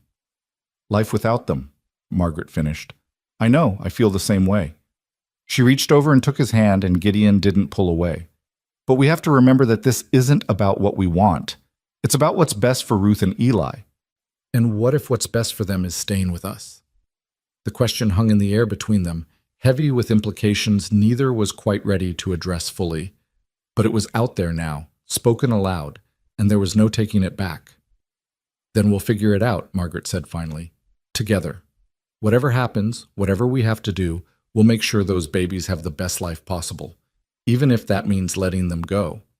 But as they sat there in the darkness, hands intertwined, both listening to the soft sounds of Ruth and Eli breathing in sleep through the open window, Gideon knew that letting go would be the hardest thing he'd ever done. Harder than war, harder than grief, harder than 15 years of lonely drifting. Because somewhere in a desert canyon, carrying 2 dying babies through a storm, Gideon Hayes had stopped being a drifter and started being something else entirely.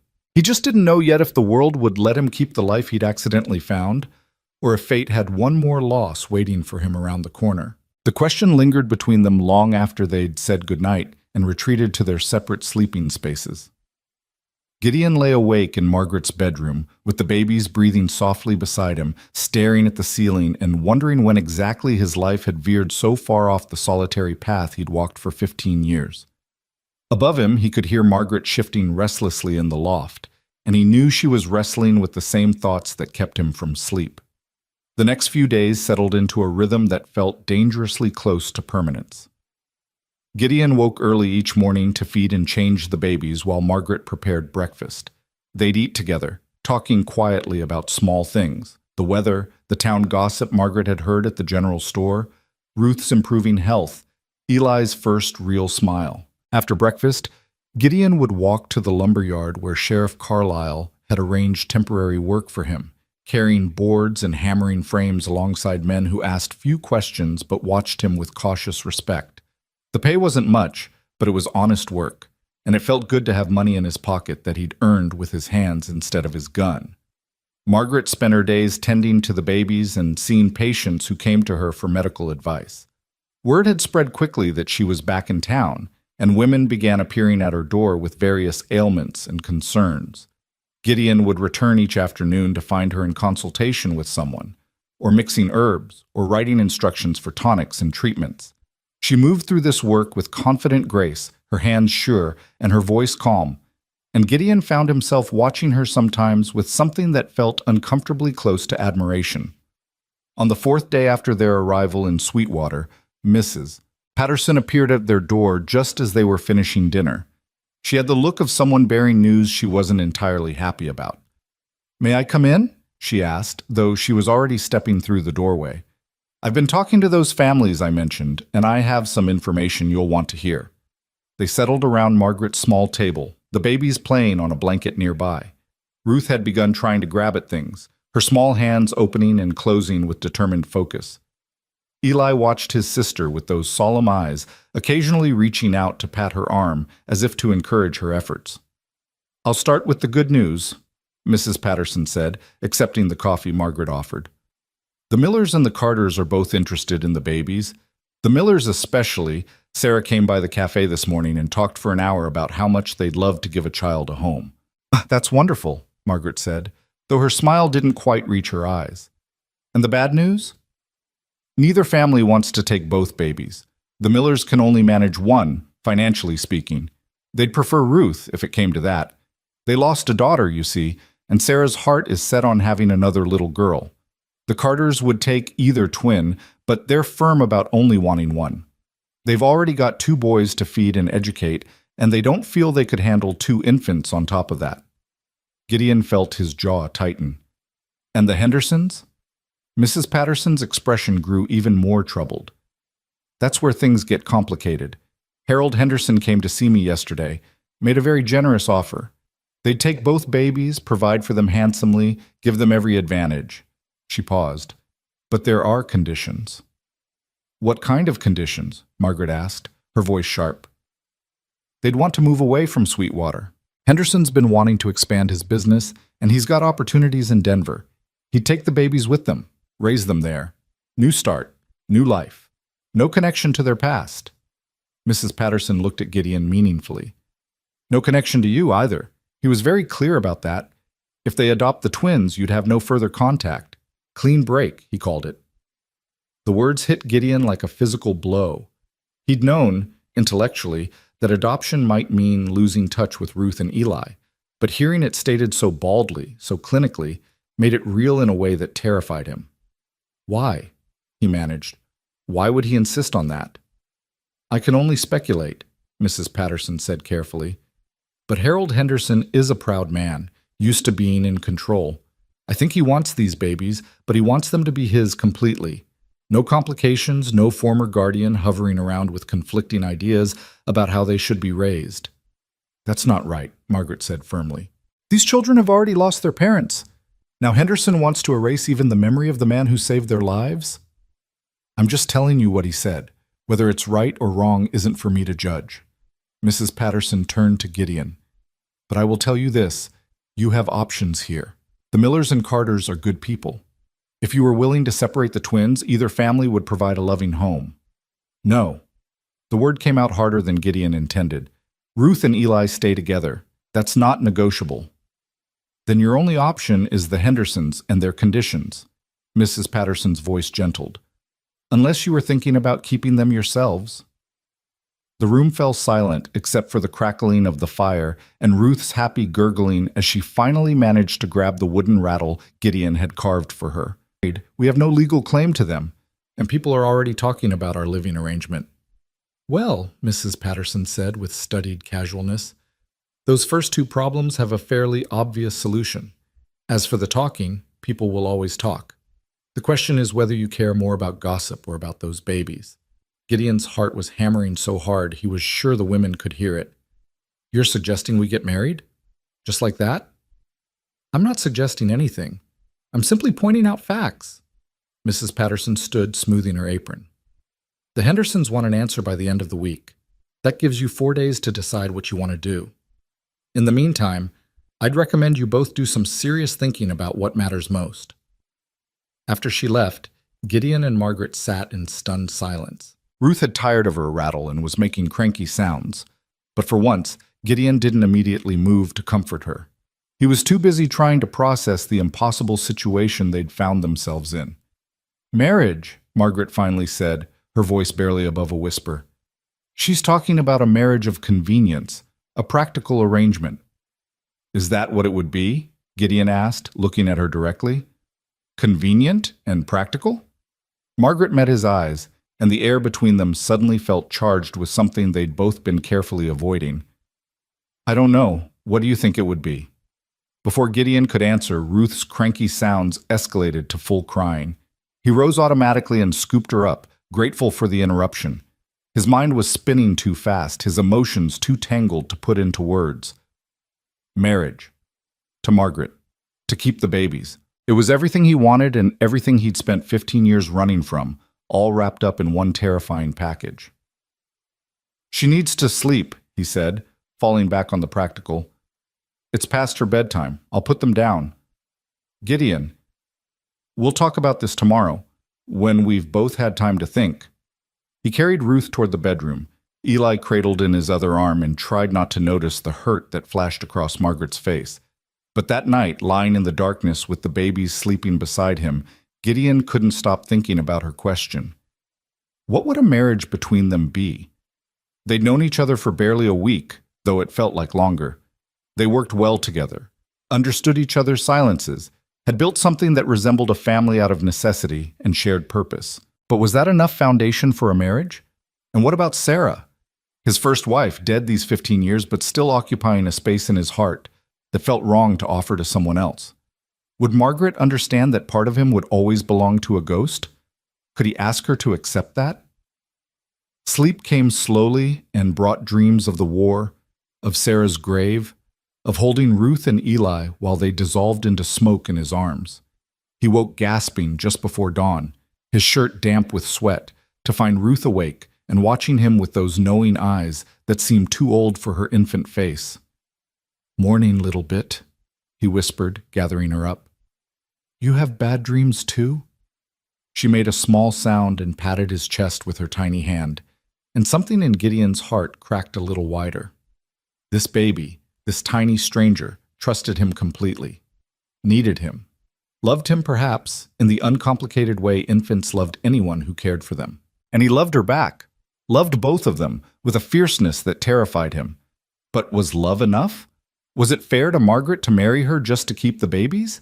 And what about Ruth and Eli? Would they be better off with the Hendersons' money and stability, even if it meant losing the man who'd carried them through the desert? He didn't have answers. He just had questions and fear and 2 babies who needed him to figure it out. Margaret was already up when he emerged from the bedroom, moving quietly around the kitchen in the pre-dawn dimness. She'd made coffee and was mixing batter for biscuits, her movements mechanical, her face drawn with exhaustion. She hadn't slept either, Gideon realized. Morning, he said softly. She jumped, startled, then offered a tired smile. Morning, coffee's ready. They worked together in silence, preparing breakfast and tending to the babies. Eli woke cheerful and hungry, making small cooing sounds that seemed designed to lighten the heavy mood. Ruth was more subdued, seeming to pick up on the tension between the adults, her eyes moving from Gideon to Margaret and back with unusual solemnity. It was only after both babies had been fed and changed that Margaret finally spoke about the elephant in the room. We should talk about what Mrs. Patterson said. Yeah. Gideon set down his coffee cup. We should. I've been thinking about it all night, Margaret admitted, about what it would mean. Marriage, keeping the babies, staying here permanently. She twisted her hands together nervously. It's not what either of us planned. A week ago, we were strangers. Now we're talking about building a life together. A life based on practical necessity, Gideon said. Not exactly the foundation most marriages are built on. No, but not the worst foundation either. Margaret looked at him directly. I've seen marriages built on love fall apart when times got hard. And I've seen marriages built on mutual respect and shared purpose last a lifetime. We have respect. We have purpose. Maybe that's enough. And if it's not, if we end up miserable, trapped in something neither of us really wanted, then at least Ruth and Eli will have a home. Parents who love them, even if those parents don't love each other. Margaret's voice was steady, but Gideon could hear the hurt underneath. That's what this comes down to, isn't it? What's best for them? Not what's easiest or most comfortable for us. Gideon stood and walked to the window, looking out at Sweetwater's main street beginning to wake with the day. Smoke rose from chimneys. A dog barked. A man drove a wagon toward the general store, his breath misting in the cold morning air. It was such an ordinary scene, the kind of peaceful morning he'd ridden past 1,000 times without a second thought. But now it looked different. It looked like home. Or it could, if he was brave enough to claim it. I was married once, he said without turning around. Sarah. She was everything, kind, patient, stronger than me in all the ways that mattered. When she died, I thought I'd die too. Wanted to, some days. I told myself I'd never love anyone like that again because I couldn't survive that kind of loss twice. And now? Margaret asked quietly. Now I realize I was wrong. I can't control who I love or who I lose. All I can control is what I do with the time I have. He turned to face her. The truth is, Margaret, I think I could love you. Maybe I already do, a little. But I'm terrified of what that means, terrified of failing you the way I failed Sarah. Margaret stood and crossed to him, her eyes bright with unshed tears. You didn't fail Sarah. You were at war. That wasn't your fault. Tell that to the part of me that's been carrying the guilt for 15 years. Then let me help you carry it, she said simply. That's what partners do. They share the weight, so neither has to bear it alone. She reached up and touched his face gently. I could love you too, Gideon Hayes. In fact, I think I'm already halfway there. But I'm not asking for a great romance or undying passion. I'm just asking for honesty and effort and willingness to try. Can you give me that? He looked down at her, this strong, capable woman who'd appeared out of nowhere and changed everything, and felt the last of his resistance crumble. Yes, he said. Yes, I can give you that. Then we have our answer. We'll marry, we'll keep the babies, and we'll build something real, something that matters. She smiled, tentative but genuine. Besides, we've already survived a massacre site, a storm, and Mrs. Patterson's interrogation.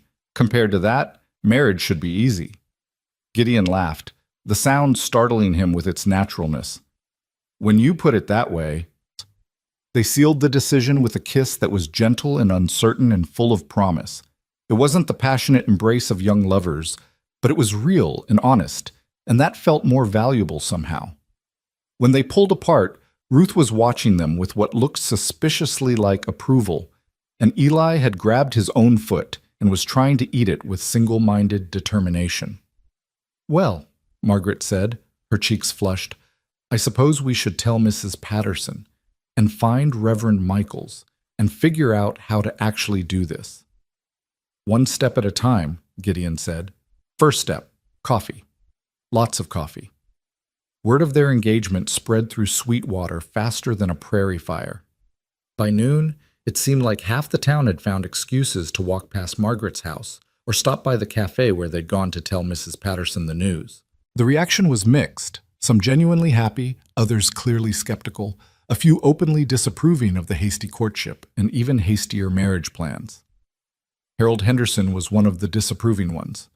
He appeared at Margaret's door that evening, his wife Caroline notably absent, his face set in stern lines. Miss Wynne, Mr. Hayes, I'd like a word. They invited him in reluctantly. Gideon positioned himself between Henderson and the babies, who were playing on their blanket, an instinctive protective gesture that didn't escape the merchant's notice. I understand congratulations are in order, Henderson said, though his tone suggested he felt anything but congratulatory.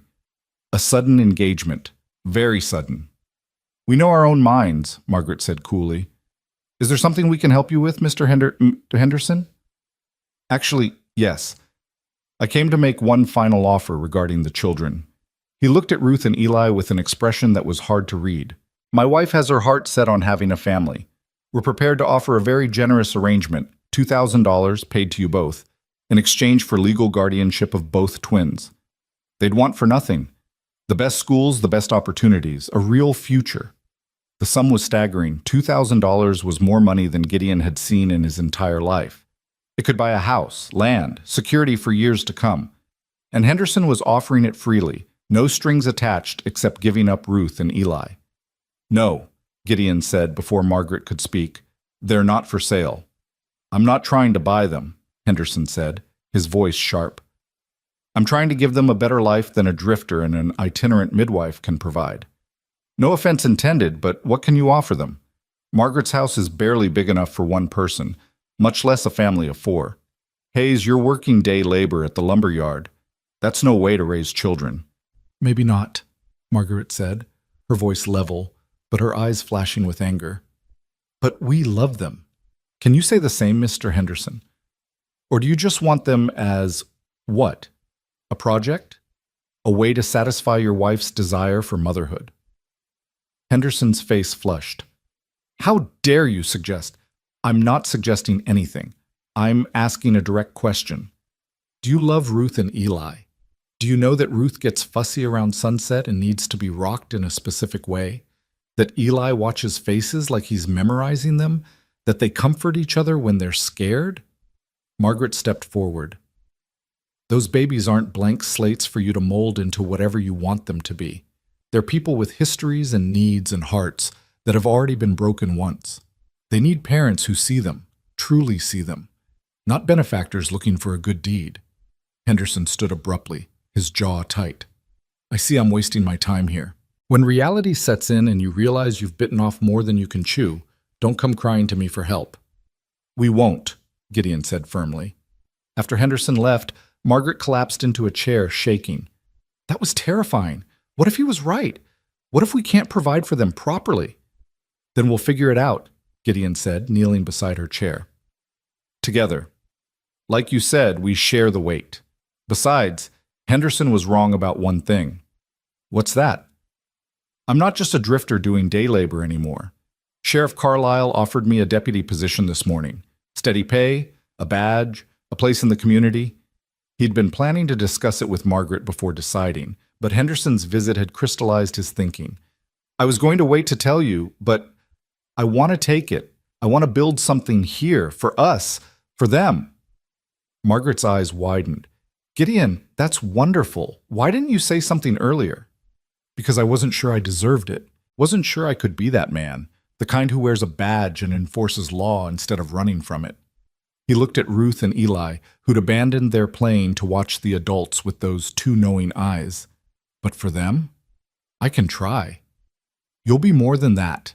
You'll be exactly what this town needs. Someone who understands that law isn't just about rules and punishment, but about protecting people who can't protect themselves. She leaned forward and kissed him softly. I'm proud of you. The words hit him harder than he'd expected. When was the last time someone had said they were proud of him? Not since before the war, certainly. Maybe never. 3 days later, they stood before Reverend Michael's in the small white church at the edge of town. Margaret wore a simple blue dress that Mrs. Patterson had insisted on lending her, with wildflowers in her hair that Sarah Miller had brought that morning. Gideon had scrubbed up as best he could, wearing clean clothes and a nervous expression that made several of the assembled townspeople smile. Ruth and Eli were there too, held by Mrs. Patterson during the ceremony, both babies dressed in small white gowns that seemed to glow in the afternoon light filtering through the church windows. The congregation was small. Sheriff Carlisle and his wife, the Millers, a few other friendly faces, but their presence felt significant, witnesses to this unlikely family being forged. Dearly beloved, Reverend Michaels began, and Gideon tried to focus on the words, but his mind kept drifting to all the ways this could go wrong. What if he failed Margaret the way he'd failed Sarah? What if he couldn't be the father Ruth and Eli needed? What if... Margaret squeezed his hand and he looked down at her. She was smiling, and in her eyes he saw not blind optimism, but clear-eyed understanding. She knew the risks. She knew his ghosts. And she was choosing this anyway. Choosing him, choosing them.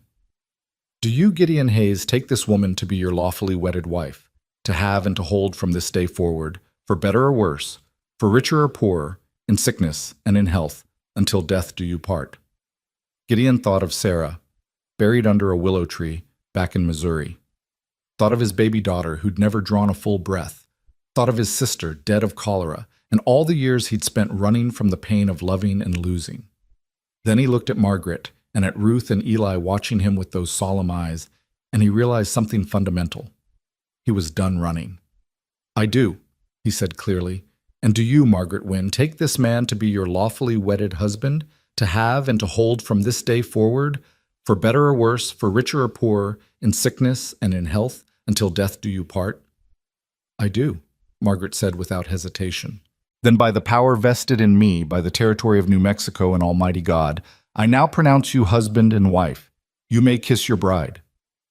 The kiss was brief and sweet, and when they turned to face the small congregation, Gideon felt a surge of something he barely recognized as happiness. Mrs. Patterson came forward with the babies, and suddenly Gideon and Margaret were standing there as a family. Husband, wife, son, daughter, and it felt right in a way nothing had felt right in 15 years. The wedding celebration was held at Mrs. Patterson's cafe, with food and music and more goodwill than Gideon knew what to do with. People he barely knew came up to shake his hand and wish them well. Sarah Miller hugged Margaret and cried happy tears. Sheriff Carlisle pulled Gideon aside and officially offered him the deputy position, complete with a badge that felt heavy with responsibility and promise. You did good, Hayes, Carlisle said, watching Margaret laugh at something Mrs. Patterson had said while bouncing Ruth on her hip. Not many men would have done what you did, saving those babies, caring for them, building a life around them. That takes character. I just did what needed doing. That's exactly what I mean. You saw a need and you met it. No glory-seeking, no expectation of reward. That's the kind of man I want wearing a badge in my town. Carlisle clapped him on the shoulder. Welcome to the Sweetwater Sheriff's Department, Deputy Hayes. As the celebration wound down and the sun began to set, Gideon found himself standing outside the cafe with Eli in his arms, watching the sky turn gold and pink and orange. The baby was drowsy, his small head heavy on Gideon's shoulder, one tiny fist clutching Gideon's shirt with sleepy determination. Margaret emerged with Ruth, wrapping a shawl around both herself and the baby against the evening chill. She came to stand beside Gideon, and for a moment they just stood there together, watching the sunset and feeling the weight of what they'd done settle over them. Scared? She asked softly. Terrified, Gideon admitted. You? Same, but also... She looked up at him, her eyes reflecting the sunset colors. Also hopeful. Is that crazy? If it is, we're both crazy. He shifted Eli to one arm and put the other around Margaret, pulling her close. But I'll take crazy and hopeful over sane and alone any day. They walked home through the quiet streets as night fell, Sweetwater settling into evening routines around them. Lamplight glowed in windows. Somewhere a dog barked. A horse whinnied in a distant corral. Ordinary sounds of ordinary life, and they were part of it now instead of observers passing through. Back at the house, their house now, legally and officially, they put the babies to bed together, moving through the routine they'd established over the past week. Ruth was getting stronger every day, her fever completely gone, her appetite robust. Eli remained the quieter twin, but he'd begun making more sounds, small coos and gurgles that seemed designed to get attention. They're happy, Margaret observed as they tucked the babies in. You can see it in their faces. They feel safe. Because of you, Gideon said. You taught me how to care for them. No, I taught you the mechanics. You supplied the love all on your own. She straightened and looked around the small bedroom that would now be shared by all four of them until they could afford something bigger. We're going to need more space eventually. This house is too small for a growing family. One problem at a time, Gideon said. Tonight, let's just be grateful we have a roof and each other and two healthy babies.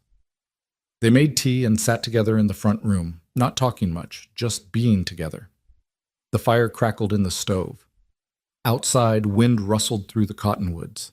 And slowly, almost imperceptibly, the tension that had been coiling in Gideon's shoulders for days began to ease. "Thank you," he said suddenly. Margaret looked at him questioningly. "For what?"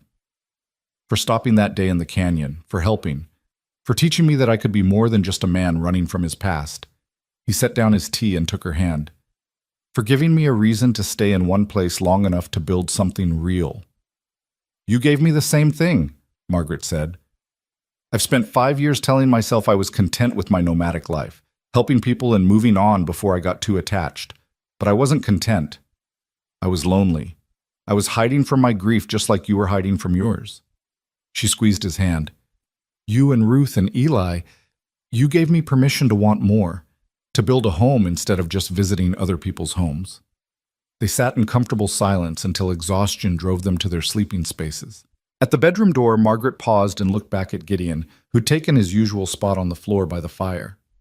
"You know," she said carefully, "we're married now. You don't have to sleep out here." Gideon's heart kicked against his ribs. We said this was practical, not—" "It is practical, but it's also real, Gideon. We're husband and wife. We're partners. And I'd like my partner closer than the front room floor." She blushed, but didn't look away. "Not for— I'm just saying you don't have to be alone anymore. In any sense." He stood slowly, hardly daring to believe what she was offering. "Are you sure?" "I'm sure that I trust you. I'm sure that I care about you. I'm sure that we've already built something worth protecting." She smiled. "The rest? We'll figure it out as we go. Together." So Gideon followed her into the bedroom, and they lay down together on opposite sides of the bed, with the babies sleeping in their nest on the floor nearby. It was chaste and careful and nothing like his first wedding night with Sarah, but it felt right. Margaret's breathing eventually evened out into sleep, and Gideon lay there in the darkness, feeling the warmth of her presence beside him and listening to Ruth and Eli's soft snores. This was his family now. This was his home. And tomorrow he'd wake up and put on a badge and try to be worthy of both. The thought should have terrified him. Instead, for the first time in 15 years, Gideon Hayes fell asleep feeling something dangerously close to peace. But peace, he'd learned soon enough, was always temporary in a frontier town. 3 days after the wedding, Trouble rode into Sweetwater on swift horses, wearing dust and carrying guns, and everything Gideon and Margaret had built was put to the test. It started with a rider galloping into town at full speed, his horse lathered and heaving. Gideon was at the sheriff's office when the man pulled up, and he recognized the look of someone running from death. "Raiders," the man gasped, sliding from his horse. "The Red Canyon boys. They hit the Bar T Ranch at dawn, killed 2 men, burned the barn, took everything that wasn't nailed down. They're heading this way, maybe 2 hours behind me." Sheriff Carlisle's face went grim. "How many?" "I counted 20, maybe more. They're armed to the teeth and mean as snakes." The rider looked around desperately. "You got to evacuate. Get the women and children to safety. These men don't leave survivors." Gideon's blood went cold. Margaret, Ruth, Eli. They were at home, undefended, with a gang of murderers riding toward town. "Go," Carlisle said, seeing Gideon's face. "Get your family somewhere safe, then get back here. We'll need every gun we can get." Gideon ran.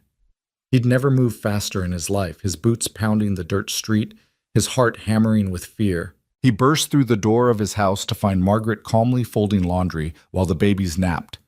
"Gideon, what's wrong?" "Raiders coming, the Red Canyon boys. We have maybe 2 hours." He was already moving, gathering supplies with hands that wanted to shake but couldn't afford to. "We need to get you and the babies somewhere safe." To her credit, Margaret didn't waste time with questions or panic. She immediately began packing essentials, clothes, food, the baby's bottles, and medicine. Gideon woke Ruth and Eli as gently as he could, but they still fussed, confused and cranky at being disturbed. "Where are we going?" Margaret asked as she strapped Eli to her chest. "Church has a cellar, stone walls, only one entrance. Half the town will be there." Gideon secured Ruth in his arms and grabbed their packed bags. Carlisle's organizing a defense. The men will hold Main Street while the women and children hide. They joined a stream of townspeople, all heading for the church, faces tight with fear. Mrs. Patterson was there, organizing people with her usual efficiency, directing families to the cellar and making sure everyone had water and supplies. When she saw Margaret and Gideon, relief flooded her face. "Thank God. I was about to send someone for you." She looked at Gideon's deputy badge. "You're going back, aren't you?" "Have to. Can't let good men fight alone." "Then God go with you." Mrs. Patterson took Ruth from his arms, her face softening as she looked at the baby. "We'll keep them safe. You have my word." Gideon turned to Margaret, and the fear in her eyes nearly broke him. She grabbed his hand, holding tight. "Come back," she said simply. "Promise me you'll come back." "I promise." He kissed her hard, pouring everything he couldn't say into that one desperate moment. Then he kissed Ruth's forehead and Eli's, memorizing their faces in case it was the last time. "I love you," he told Margaret, the words tumbling out unplanned. "All of you. I love you." "I love you too," Margaret whispered. "Now go. And don't you dare die on me, Gideon Hayes. We've got too much life left to live." He forced himself to walk away, to leave his entire world in that cellar while he went to face men who killed for sport. But as he jogged back toward Main Street, he felt a clarity of purpose he'd never experienced, not even in the war. Then he'd fought for abstract concepts, the Union, freedom, duty. Now he was fighting for something concrete and precious, a wife who trusted him, 2 babies who needed him, and a town that had given him a second chance at life. Sheriff Carlisle had gathered about 15 men, ranging from experienced fighters like himself to shopkeepers and ranchers who'd probably never fired a gun in anger. They were setting up barricades across Main Street, using wagons and barrels and anything else they could find for cover. "Glad you're back," Carlisle said, handing Gideon a rifle. "You ever been in a gunfight?" "More than I'd like to remember." "Good. Because those boys coming at us, they're professionals. We're outgunned and outnumbered. Our only advantage is that we're defending home, and they're just raiders looking for easy pickings. We make it hard enough, they might decide to find easier prey." Gideon checked his weapons, his Colt .45, the rifle Carlisle had given him, and the knife in his boot. Everything in working order, everything ready. He took up a position behind an overturned wagon and settled in to wait, his eyes fixed on the eastern road where the raiders would appear. The next hour was the longest of his life. Every minute felt like an hour. Every sound made him flinch. He kept thinking of Margaret's face, of Ruth's tiny hand wrapped around his finger, of Eli's solemn eyes. He'd promised to come back. He had to keep that promise. Finally, just as the sun reached its apex, a rider appeared on the eastern road. Then another. Then a whole line of them, maybe 25 strong, riding slowly and deliberately toward town. They stopped just outside rifle range, and a man rode forward alone, presumably their leader. "Town of Sweetwater," he called out, his voice carrying easily in the still air. "We don't want trouble. Just hand over your valuables, and we'll be on our way. Nobody needs to die today." "Go to hell," someone shouted from the barricades. The raider leader shrugged. "Suit yourselves. Boys, burn it down." What followed was chaos. The raiders charged, firing as they came. Bullets slammed into the barricades, splintering wood and ricocheting off metal. Gideon fired back mechanically, his war training taking over, picking targets and squeezing the trigger with cold precision. Men fell on both sides, the air filled with smoke and the screams of wounded horses and the sharp crack of gunfire. A raider made it past the barricades, his gun swinging toward Sheriff Carlisle's exposed back. Gideon fired without thinking, and the man went down hard. Carlisle shot him a grateful look and kept fighting. The battle raged for what felt like hours, but was probably only minutes. The raiders were brutal, but not organized, each man fighting for himself rather than working as a unit. The defenders, despite being outnumbered, held their positions through sheer desperation and determination. Then Gideon saw him. One of the raiders had broken through and was riding toward the church, toward the cellar where Margaret and the babies and half the town were hiding. The man had a torch in one hand and murder in his eyes. Gideon didn't hesitate. He vaulted the barricade and ran, chasing the rider on foot. He fired his rifle, missed. Fired his pistol, missed again. The raider was almost to the church when Gideon threw his knife. It was a desperate, impossible throw, the kind you saw in dime novels but never in real life. The knife caught the raider in the shoulder. He screamed and dropped the torch, wheeling his horse around. Gideon tackled him out of the saddle, and they went down in a tangle of limbs. The raider was bigger, meaner, and fought dirty. He got his hands around Gideon's throat and squeezed. Gideon's vision started to gray. He could hear the battle still raging, could hear someone shouting his name, but it seemed very far away. His hands scrabbled in the dirt, searching for something, anything. His fingers closed on the torch, still burning. He swung it blindly and connected with the raider's face. The man screamed and released him, clutching his burned cheek. Gideon sucked in air and grabbed his fallen pistol, pressing it to the raider's chest. "Stay down," he rasped. "Stay down or I end it." The raider, face twisted with pain and fury, stayed down. When Gideon looked up, the battle was over. The raiders, or what was left of them, were retreating, leaving their dead and wounded behind. The defenders stood at their barricades, bloodied and exhausted but alive. They'd won. Gideon secured his prisoner and stumbled back toward Main Street on shaking legs. Carlyle met him halfway, supporting him as his adrenaline crashed and his injuries made themselves known. He had a gash on his forehead he didn't remember getting, bruises forming on his throat from where the raider had tried to strangle him, and about a dozen other aches and pains. "You stupid, brave son of a gun," Carlyle said, but he was grinning. "You saved the church. Probably saved half the people in that cellar." "Just doing my job, Sheriff." "That's more than the job. That's heroism." Carlyle clapped his shoulder. "Now go see your family before your wife kills me for keeping you." Gideon limped to the church where people were already emerging from the cellar, checking the damage and looking for loved ones. Margaret appeared in the doorway with both babies, her eyes frantically scanning the crowd. When she saw him, her face crumpled with relief. She ran to him, still carrying Eli, and Gideon caught her in his arms, holding her and their son while Ruth reached for him from Mrs. Patterson's arms. They stood there in the afternoon sun, a family reunited, while around them Sweetwater began picking up the pieces. "You came back," Margaret sobbed against his chest. "You promised, and you came back." "Always," Gideon said, his voice rough from the raider's grip. "I'll always come back to you." And standing there, holding his entire world in his arms while the town he'd helped save celebrated survival around them, Gideon Hayes finally understood what he'd been searching for in 15 years of drifting. Not escape from pain, but something worth the pain. Not freedom from attachments, but attachments worth being bound to. Not a life without fear, but people worth being afraid for. He'd found his home, and he'd fight to protect it for as long as he had breath in his body.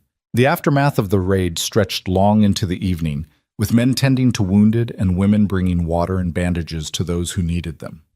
Gideon sat on the church steps, while Doc Brennan cleaned the gash on his forehead and examined the bruising around his throat, Margaret hovering anxiously beside him with Ruth in her arms, and Eli strapped to her chest. "You're going to have some spectacular bruises," Brennan said, his touch gentle but thorough. "And this cut will need stitches.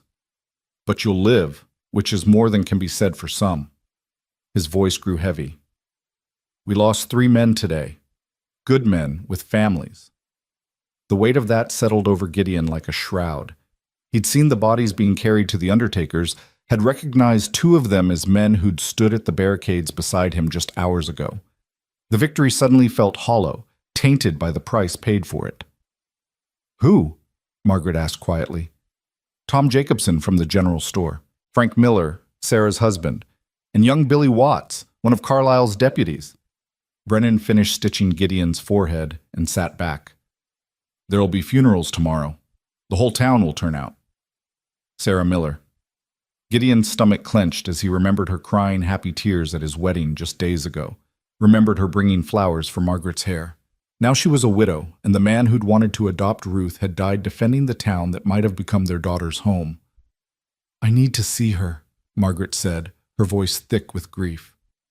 "Sarah shouldn't be alone right now." "Go," Gideon told her. "I'll take the babies home, get them settled. You do what needs doing." Margaret kissed his cheek, careful of his injuries, and handed Ruth to him before hurrying off toward the Miller house. Gideon sat there on the church steps with both babies in his arms, watching the sun set over a town that had been forever changed by violence. Ruth was fussing, picking up on the tension and fear that still hung in the air. Eli just watched everything with those solemn eyes, as if bearing witness to the cost of safety. Sheriff Carlisle approached, moving stiffly from his own collection of bruises and scrapes. He lowered himself onto the step beside Gideon with a groan. "Hell of a day," he said. "Yeah." Gideon adjusted his hold on Ruth, rocking her gently. "You get a count of their dead?" 7 killed, 5 wounded and captured. The rest scattered to the wind. Carlisle's voice was grim. "The one you took down by the church, he's talking. Says they were hired by someone to hit Sweetwater specifically, wasn't just a random raid." Gideon's blood went cold. "Hired? By who?" "Won't say, or can't, might not even know. But someone wanted this town hurt bad and they were willing to pay for it." Carlisle looked at him directly. "You made enemies recently, Hayes? Anyone who'd want to get at you through the town?" Gideon's mind raced through possibilities.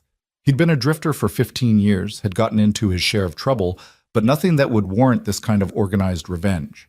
Unless it was connected to the wagon train massacre, to finding Ruth and Eli. What if the raiders who'd killed the baby's parents had tracked him here, decided to finish what they'd started? "The Red Canyon boys," Gideon said slowly. "They hit the wagon train where I found Ruth and Eli. Maybe they found out I survived, that the babies survived. Maybe they wanted to tie up loose ends. Could be. Or could be someone else entirely." Carlisle stood with another groan. "Either way, we've got prisoners to question and a town to protect. I'm doubling the night watch and keeping armed men on the streets until we know for certain the threat's past. You up for a shift?" Every muscle in Gideon's body ached and his head was pounding where Brennan had stitched it. But he looked down at Ruth and Eli, thought about Margaret out there, comforting a new widow, and knew there was only one answer. "Tell me when and where." By the time Margaret returned home well past midnight, Gideon had fed and changed both babies, put them down for the night, and was sitting at the kitchen table cleaning his guns with methodical precision. He'd learned in the war that taking care of your weapons was a kind of meditation, a way to process what you'd seen and done without falling apart. Margaret looked exhausted, her eyes red from crying, her dress stained with blood from helping tend the wounded. She stood in the doorway for a moment, just looking at him, before crossing the room and collapsing into his arms. "It was horrible," she whispered against his chest. "Sarah's destroyed. They'd been married 8 years, trying for children the whole time. Frank was her whole world, and now he's just gone. She kept asking me why. Why did he have to die? And I didn't have any answers." Gideon held her tight, feeling her shoulders shake with silent sobs. He'd comforted Sarah after the war, after their baby died, and he'd been useless then too.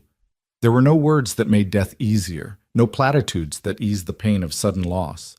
All you could do was be there, solid and present, while the grieving person fell apart.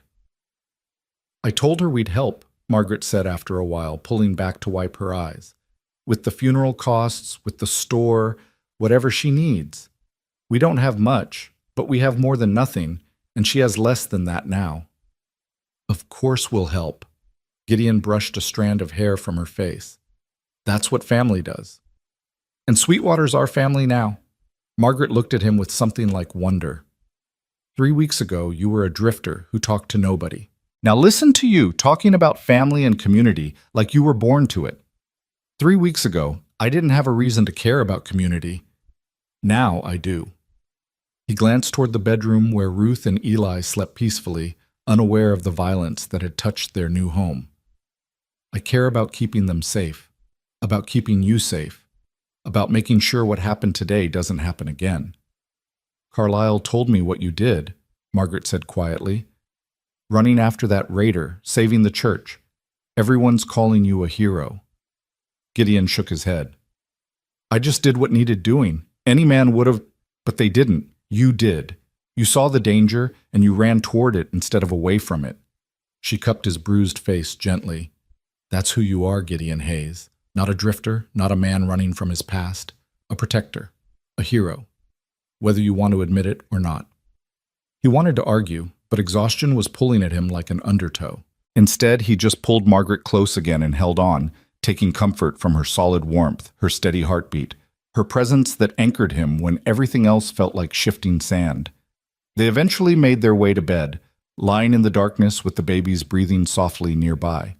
Gideon's mind was racing too fast for sleep, replaying the battle, seeing Frank Miller's body being carried past, feeling the raider's hands around his throat. Beside him, Margaret was equally restless, shifting and sighing. "Tell me something," she said into the darkness. "Something from before, from when you were happy." Gideon was quiet for a long moment, reaching back through years of deliberately forgotten memories. "My sister Emma, she used to make these ridiculous faces to make me laugh when I was having a bad day. She'd cross her eyes and puff out her cheeks and stick out her tongue, looking absolutely insane, until I couldn't help but laugh. Our mother would scold her for being undignified, but Emma never cared about dignity. She just cared about making people smile." He could almost see Emma's face in the darkness, hear her infectious laugh. The memory hurt, but it was a sweet hurt, like pressing on a healing bruise. "She sounds wonderful," Margaret said softly. "I wish I could have met her. She would have loved you, and she would have been crazy about Ruth and Eli." Gideon felt his throat tighten. "I used to think remembering her just made the pain worse, but tonight, thinking about her making those faces, it helped somehow. Like she's still here in a way, still making me smile even though she's been gone 15 years. Margaret found his hand in the darkness and threaded her fingers through his. "The people we love never really leave us. They live on in our memories, in the way we live our lives, in the lessons they taught us. Emma's still with you, Gideon, and so is Sarah, your first wife. They're part of who you are, part of what makes you the man I fell in love with." The casual way she said it, "fell in love with," made Gideon's heart skip. They'd said the words before, in the heat of the moment before the battle, but this felt different, more real, more permanent. "I love you too," he said, meaning it with everything he had. "I didn't think I could feel this way again, didn't think I deserved to, but you and Ruth and Eli, you've given me something I thought I'd lost forever. Hope, purpose, a reason to wake up in the morning and try to be better than I was yesterday." They made love for the first time that night, gentle and careful, and nothing like the desperate passion of young lovers, but something deeper and more meaningful. It was a promise made without words, a commitment sealed in the darkness, two damaged people choosing to be whole together. Afterward, lying tangled together with Margaret's head on his chest and her hand over his heart, Gideon finally found sleep, and for the first time in 15 years, he didn't dream of death and loss. He dreamed of mornings with crying babies and burnt coffee, of Margaret laughing at something Ruth did, of Eli taking his first steps, of a future that stretched out bright and possible before them. The funerals the next day were grim affairs, with the whole town turning out to pay respects to the fallen. Gideon stood beside Margaret, holding Ruth while Eli dozed in Margaret's arms, and watched 3 coffins being lowered into the ground. Sarah Miller stood at her husband's grave like a statue, her face blank with shock, her sister supporting her on one side and Mrs. Patterson on the other. Reverend Michaels spoke about sacrifice and duty, about men who'd given their lives defending their homes and families. But Gideon barely heard the words. He was thinking about Frank Miller, who'd never get to see his children grow up because they'd never been born. About Tom Jacobson, whose general store would pass to his sons now. About young Billy Watts, barely 20 years old, his whole life ahead of him until a raider's bullet cut it short. After the service, people gathered at the church for food and remembrance. Margaret moved through the crowd with practiced ease, offering comfort and practical help, promising to check on widows and organize meals. Gideon tried to help but found himself overwhelmed by the sheer number of people wanting to shake his hand, to thank him for his bravery, to tell him he was a credit to the badge he wore. He finally escaped to the churchyard, needing air and quiet. He was standing under a cottonwood tree, Ruth asleep against his shoulder, when Sarah Miller approached. "Mr. Hayes," she said quietly. Her voice was hoarse from crying, her eyes swollen and red. "I wanted to thank you for defending the church." Frank's last words to me before he went to fight were about keeping our family safe. "You helped him do that." Gideon didn't know what to say. How did you respond to gratitude from a woman whose husband had died in the same battle where you'd survived? I'm so sorry for your loss, Mrs. Miller. Frank was a brave man. He was. Sarah looked at Ruth, sleeping peacefully, oblivious to the grief surrounding her. I remember when you first came to town with these babies. Frank and we talked about maybe adopting one of them, trying to build the family we couldn't have naturally. Her voice broke. Now that'll never happen. I know it doesn't help, Gideon said carefully, but Frank's sacrifice saved a lot of people, including these two. They're alive because men like your husband were willing to stand and fight. Sarah nodded, tears streaming down her face. Mrs. Patterson says you and Margaret are keeping them, the babies, raising them as your own. That's the plan, yes. Good.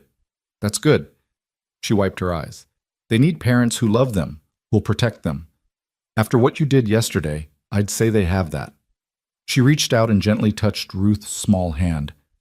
Take care of them, Mr. Hayes. Don't let them forget that good people died so they could grow up safe. I won't. I promise. Sarah walked away, back to her sister and the other mourners, and Gideon stood there feeling the weight of that promise settle over him.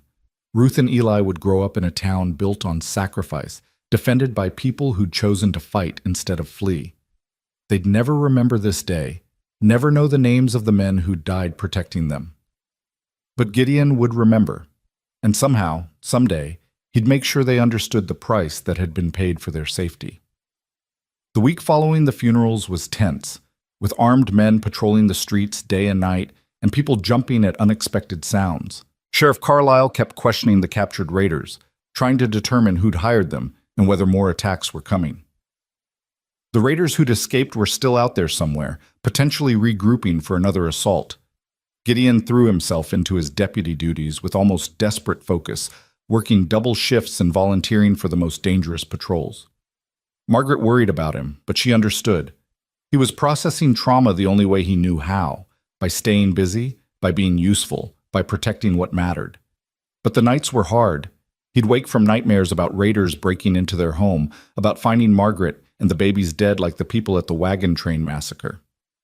He'd have to get up and check on them, seeing Ruth and Eli sleeping peacefully before he could calm his racing heart. One night, about 10 days after the raid, he woke from a particularly vivid nightmare to find Margaret already awake, watching him in the moonlight streaming through their window. You were shouting, she said softly, calling out warnings, telling someone to run. Sorry, I didn't mean to wake you. Don't apologize. I know what bad dreams feel like. She moved closer, resting her head on his shoulder. Do you want to talk about it? Gideon was quiet for a long moment, then found himself talking about the war, about Shiloh, where he'd taken the bullet that had kept him from getting home before Sarah died, about the field hospital where he'd watched men die from wounds that should have been survivable if only they'd had better supplies, better doctors, better luck, about coming home to graves instead of family, and the way that had broken something fundamental inside him. I spent 15 years running because I thought if I didn't stay in one place, didn't form attachments, I could avoid that kind of pain again, he said. But that raider's hands around my throat, feeling my life slipping away. All I could think was that I hadn't told you and the babies goodbye, that I'd break my promise to come back, and I realized that running hadn't protected me from pain at all. It had just made me lonely. Margaret took his hand and pressed it against her heart. You feel that? I'm alive. I'm here. And so are Ruth and Eli. We're all safe because of what you did, because of the choice you made to stay and fight instead of running. But what if next time? There's always a next time, Gideon. Always another danger, another threat, another reason to be afraid. We can't live our lives paralyzed by what might happen. All we can do is love each other fiercely and make every day count. She turned his face toward hers. I know you're scared, so am I. But I'd rather have one real day with you than a lifetime of safety without you. Her words broke something loose in him, and Gideon found himself crying, really crying, not just stoic man tears, but the kind of soul-deep weeping he'd been holding back for 15 years. He cried for Sarah and the baby they'd lost, for Emma and her ridiculous faces, for all the lonely years spent drifting, for Frank Miller and the other good men who'd died in the raid. And Margaret just held him, her hands gentle in his hair, her presence a steady anchor while he fell apart. Ruth woke, disturbed by the crying, and her own wails joined Gideon's. Then Eli started, and suddenly their small bedroom was full of tears and grief and release. Margaret gathered Ruth while Gideon took Eli, and they sat together in the moonlight, a family processing trauma together, not hiding it or running from it, but facing it head on. "We're going to be okay," Margaret said when the crying had finally subsided, and all that remained was exhaustion and a strange sense of peace. "Not today, maybe not tomorrow, but eventually. We'll heal, we'll grow, we'll build something beautiful out of all this pain." And looking at her face in the moonlight, at Ruth's trusting eyes and Eli's solemn expression, Gideon believed her. 2 weeks after the raid, Sheriff Carlisle finally got the breakthrough he needed. One of the captured raiders, facing a hanging, decided cooperation was preferable to a rope and told them everything. The Red Canyon boys had indeed been hired to hit Sweetwater specifically, but not by other raiders. By Harold Henderson. The revelation hit the town like a thunderbolt. Henderson, the respectable merchant who'd wanted to adopt Ruth and Eli, had hired murderers to attack his own community. The motive, according to the raider, was revenge. Henderson had been furious when Gideon and Margaret chose to keep the babies instead of selling them to him. In his twisted logic, if he couldn't have the perfect family he wanted, then no one would be safe or happy in Sweetwater. Carlisle arrested Henderson at his store, in front of his horrified wife and a gathering crowd. Henderson protested his innocence loudly, claiming the raider was lying, but Caroline Henderson's face told a different story. She'd known, or at least suspected, what her husband was capable of. The trial was swift, the evidence damning. Henderson was convicted of conspiracy to commit murder and sentenced to hang. His wife, cleared of any involvement, sold the store and left town in disgrace. The whole ugly affair left Sweetwater shaken, wondering how they'd miss the darkness living among them. Gideon attended the hanging because Carlisle asked him to, because the deputy who'd nearly been killed defending the church deserved to see justice done. He stood in the crowd with Margaret beside him, the babies mercifully left at home with Mrs. Patterson, and watched Harold Henderson climb the scaffold stairs. Henderson's eyes found Gideon in the crowd, and for a moment their gazes locked. In Henderson's face, Gideon saw not remorse but rage, pure, impotent fury at a world that hadn't given him what he wanted. "You think you've won," Henderson called out, his voice carrying across the silent crowd. "You think you've got your happy family, your perfect life. But you're living on borrowed time, Hayes. Men like you don't get happy endings." "Maybe not," Gideon called back. "But at least I don't get a rope."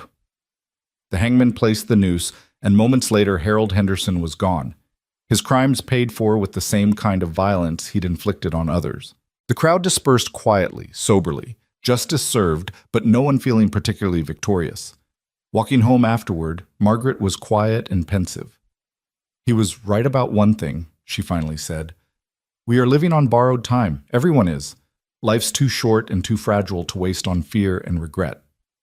"What are you saying?" "I'm saying we should live, Gideon. Really live. Not just survive, not just get through each day, but actually embrace what we have. These babies, this town, each other. We've been given a gift. Let's not waste it being afraid." That night they made plans, real plans, for a future that extended beyond next week or next month. They'd need a bigger house eventually, when Ruth and Eli started walking and needed more space.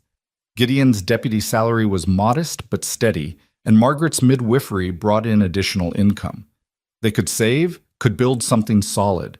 "I want them to go to school," Margaret said, sitting at their small table with paper and pencil, figuring expenses. A real education, not just what they can pick up from whoever's available to teach. "Sweetwater's getting a proper schoolhouse next year," Gideon said. "Carlisle told me. Town council approved the funds. And I want them to know about their birth parents, their mother who died protecting them. We should try to find out who they were, see if there's any other family out there." That was something Gideon had been avoiding thinking about, the possibility that Ruth and Eli might have relatives somewhere who'd want them. But Margaret was right. The children deserved to know their history, even if it was painful. "I'll write to territorial authorities," he said. "See if anyone's filed missing persons reports, if there's any information about that wagon train. Maybe we can at least learn their full names, where they were headed. Over the next few weeks, life slowly returned to normal. The increased patrols were scaled back. People stopped jumping at shadows. Sweetwater began to heal from the trauma of the raid, though the scars would always remain. Gideon found himself settling into his role as deputy with unexpected ease. The work suited him, protecting people, maintaining order, being part of something larger than himself. Sheriff Carlisle became not just a boss, but a mentor and friend, teaching him the fine points of frontier law enforcement. Margaret's midwifery practice grew as word spread of her skill and compassion. She delivered 3 babies that month, all healthy, all thriving. The joy on new parents' faces seemed to wash away some of the grief she'd absorbed from Sarah Miller and the other widows. And Ruth and Eli continued to grow, hitting new milestones that filled Gideon and Margaret with almost absurd levels of pride. Ruth rolled over for the first time, then discovered her toes and became fascinated with them. Eli started making more sounds, not quite words, but definitely communication attempts. Both babies smiled more, laughed at silly faces, reached for Gideon and Margaret with obvious recognition and affection. One evening in late autumn, with winter's first snow just beginning to dust the mountains visible from their porch, Gideon sat outside watching the sunset while Ruth practiced her rolling on a blanket at his feet. Margaret emerged with Eli and 2 cups of coffee, settling into the chair beside him. "Sarah Miller stopped by today," she said. "She's been having a hard time, as you'd expect, but she said something that stuck with me." "What's that?" "She said watching us with Ruth and Eli gives her hope. That love and family can survive anything, even tragedy. That there's still goodness in the world worth fighting for." Margaret looked at him over her coffee cup.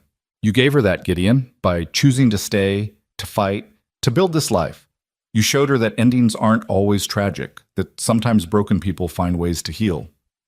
Gideon thought about the man he'd been 3 months ago, drifting through the desert with nothing but a horse and a gun and a reputation for solitude. That man wouldn't recognize the life he was living now, settled, domestic, responsible for 3 other people who depended on him for everything.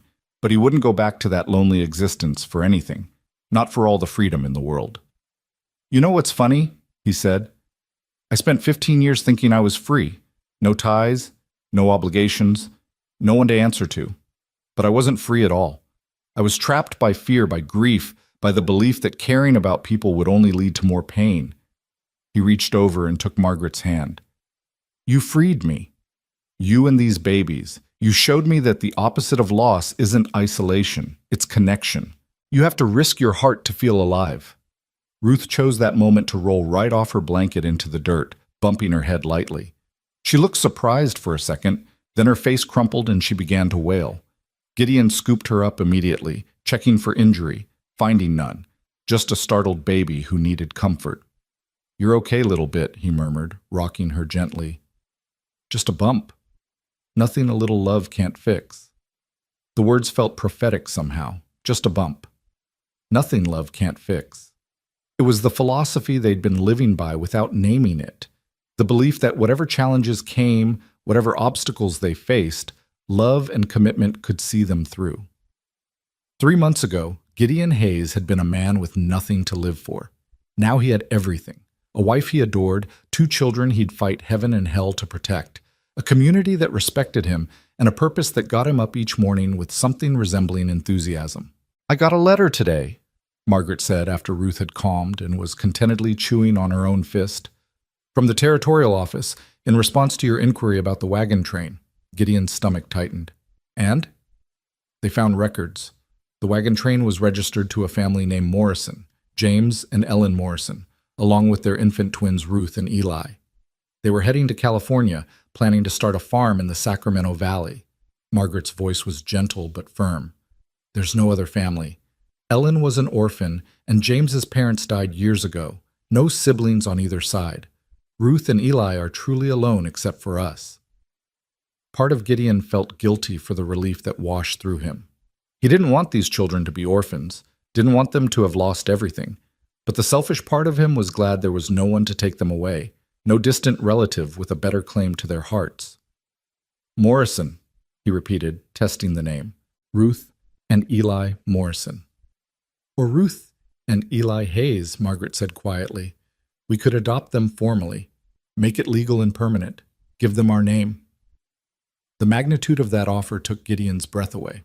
These babies who'd started as strangers, as desperate survivors of a massacre, could become his children, not just in practice but in law, in name, in every way that mattered. "Ruth Hayes," he said, looking down at the baby in his arms. She gazed back at him with those knowing eyes, and he could have sworn she understood the significance of the moment. "Eli Hayes." "Our daughter," Margaret said, smiling at Ruth. "Our son." She looked at Eli, who was beginning to doze against her shoulder. "Our family." That night, after the babies were asleep and the house was quiet, Gideon and Margaret sat together making more plans. They talked to Reverend Michaels about a formal adoption ceremony. They'd file the proper paperwork with the territorial court. They'd make Ruth and Eli Hayes official in every sense. "You know what this means, don't you?" Margaret said, her eyes sparkling with mischief and joy. "You're not a drifter anymore. You're a father, a husband, a deputy, and a permanent resident of Sweetwater Creek. You're as settled gets." "Good," Gideon said, pulling her close. "I'm done drifting. I'm done running. This is where I belong, right here, with you, with them, building something that'll outlast us all." And as he lay in bed that night, listening to Ruth's soft snoring and Eli's gentle breathing, feeling Margaret's warmth beside him, Gideon Hayes felt something he'd never expected to feel again. Contentment. Not the absence of problems or fear, but the deep-boned certainty that whatever came, he could face it. Because he wasn't alone anymore. He had his family, he had his home, and he had the rest of his life to prove that broken men could heal, that drifters could settle, and that love, messy, complicated, hard-won love, was worth every risk, every fear, every moment of doubt. Outside, snow began to fall in earnest, covering Sweetwater in a blanket of white. Winter was coming, with all its challenges and hardships. But inside the small house at the edge of town, warmth and love kept the cold at bay. And in the darkness, 4 people who'd started as strangers had become what they were always meant to be. A family, forged through fire and bound by choice, ready to face whatever tomorrow brought together. Winter descended on Sweetwater with a fury that caught even the old-timers by surprise. Snow piled 3 feet deep in the streets, and temperatures plummeted so low that water froze solid in the pump overnight. Margaret's small house, never built for a harsh winter or a family of 4, struggled to keep them warm despite Gideon's best efforts to seal cracks and keep the stove burning constantly. Ruth developed a cough that had Margaret up all night administering steam treatments and willow bark tea. Eli seemed impervious to the cold but fussed endlessly, his teeth coming in with a vengeance that made him irritable and prone to tears. Between his deputy duties and caring for sick children, Gideon was running on maybe 3 hours of sleep a night, his exhaustion showing in the dark circles under his eyes, and the way he sometimes forgot what he was saying mid-sentence. "This isn't sustainable," Margaret said one morning after a particularly brutal night where Ruth's coughing had kept everyone awake. She was mixing oatmeal with one hand while bouncing Eli on her hip with the other, her hair escaping its bun and her face drawn with fatigue. "We need more space, better insulation, a separate room for the children.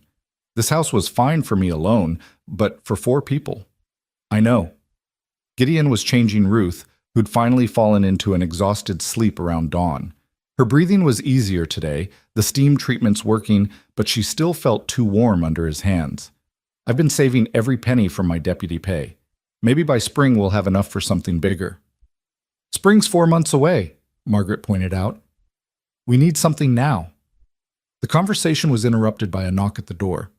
Gideon opened it to find Sheriff Carlisle standing on the porch, stamping snow from his boots, his breath misting in the frigid air. "Morning, Hayes. Got a minute?" They stepped outside so they wouldn't wake Ruth, and Carlisle got straight to the point. "The old Patterson place, the house behind the cafe where Mrs. Patterson's son used to live before he moved to Denver, it's been sitting empty for 2 years. She's offered to rent it to you and Margaret for $1 a month until you can afford to buy it outright." Gideon stared at him, certain he'd misheard. $1 a month? "That's what I said. She's seen how you're struggling in that little house, how hard you're working to provide for your family. She wants to help."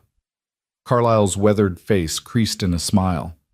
That woman's got a heart bigger than the territory, and she's decided your family is worth investing in. I'd take the offer if I were you, before she changes her mind. The Patterson house was everything their current home wasn't. Spacious, well-built, with separate bedrooms and a kitchen large enough to actually move around in. It had a big stove, a root cellar, and best of all, a nursery on the second floor with windows that caught the morning sun. When Mrs. Patterson showed them through later that day, Margaret actually cried at the sight of the nursery. "My son built this room for his children," Mrs. Patterson said softly, running her hand along the sturdy crib that still stood in the corner. But his wife couldn't have babies, and they decided to move to the city for better opportunities. It's been empty ever since, just waiting for children's laughter to fill it again. She looked at Ruth, sleeping in Gideon's arms, and Eli, wide-eyed and curious in Margaret's. "These babies need a proper home, and you two need a place where you can grow your family without tripping over each other." "We can't possibly accept such generosity," Margaret protested, but her eyes were already measuring curtains and planning furniture arrangement. $1 a month is fair payment for keeping the house maintained and lived in instead of letting it rot empty," Mrs. Patterson said firmly. "Besides, you'll be doing me a favor. Having you close by means I can pop over and steal baby cuddles whenever I want. Win-win situation." They moved in a week later, with what seemed like half of Sweetwater turning out to help carry furniture and supplies through the snow. Sarah Miller brought curtains she'd sewn herself, beautiful work that must have taken hours. Doc Brennan contributed a medical kit specifically for children, with tonics and ointments for common ailments. Even Sheriff Carlisle showed up with his sons, hauling Gideon and Margaret's meager belongings across town and helping set up the new house. By evening, they were settled in a way that felt almost miraculous. Ruth and Eli had the nursery, with the sturdy crib for Eli and a smaller one that the carpenter had donated for Ruth. The room was warm, bright, and safe. Everything Gideon had wanted for them, but hadn't dared hope they'd actually have. Margaret stood in the doorway of the nursery, watching the babies sleep in their separate cribs, and Gideon came up behind her, wrapping his arms around her waist. "We have a real home," she whispered, as if afraid saying it too loud would break the spell. "A real proper home for our family." Thanks to Mrs. Patterson and the rest of this town, Gideon rested his chin on top of her head, breathing in the scent of her hair and feeling the rightness of the moment settle into his bones. "I don't know what we did to deserve this kind of kindness. You saved those babies. You fought for this town. You showed up and stayed when most men would have kept drifting." Margaret turned in his arms to face him. "Sweetwater takes care of its own, and like it or not, you're one of ours now. We don't let our people struggle alone." That night, sleeping in their own bedroom with the babies safely tucked into their nursery and winter howling outside their solid walls, Gideon felt something shift inside him. For 15 years, he'd believed he was meant to be alone, that his penance for surviving when Sarah and Emma hadn't was a life of solitary wandering. But Sweetwater had shown him a different truth, that redemption didn't come through isolation, but through connection, through showing up and being present and letting people help carry the weight.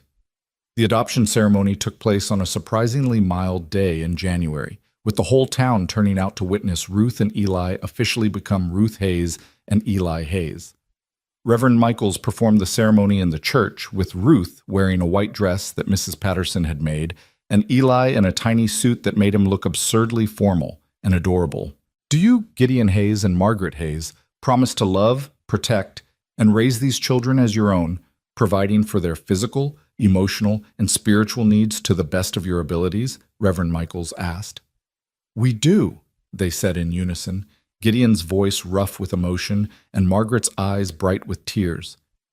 "And do you promise to tell them of their birth parents' sacrifice, to honor the memory of James and Ellen Morrison, and to ensure these children know they were loved from the very beginning?" "We do," they said again, and Gideon felt the weight of that promise settle over him like a sacred vow. "Then by the authority vested in me by the territory of New Mexico, I declare Ruth Morrison and Eli Morrison to be legally and forever the children of Gideon and Margaret Hayes. May God bless this family and keep them in his care."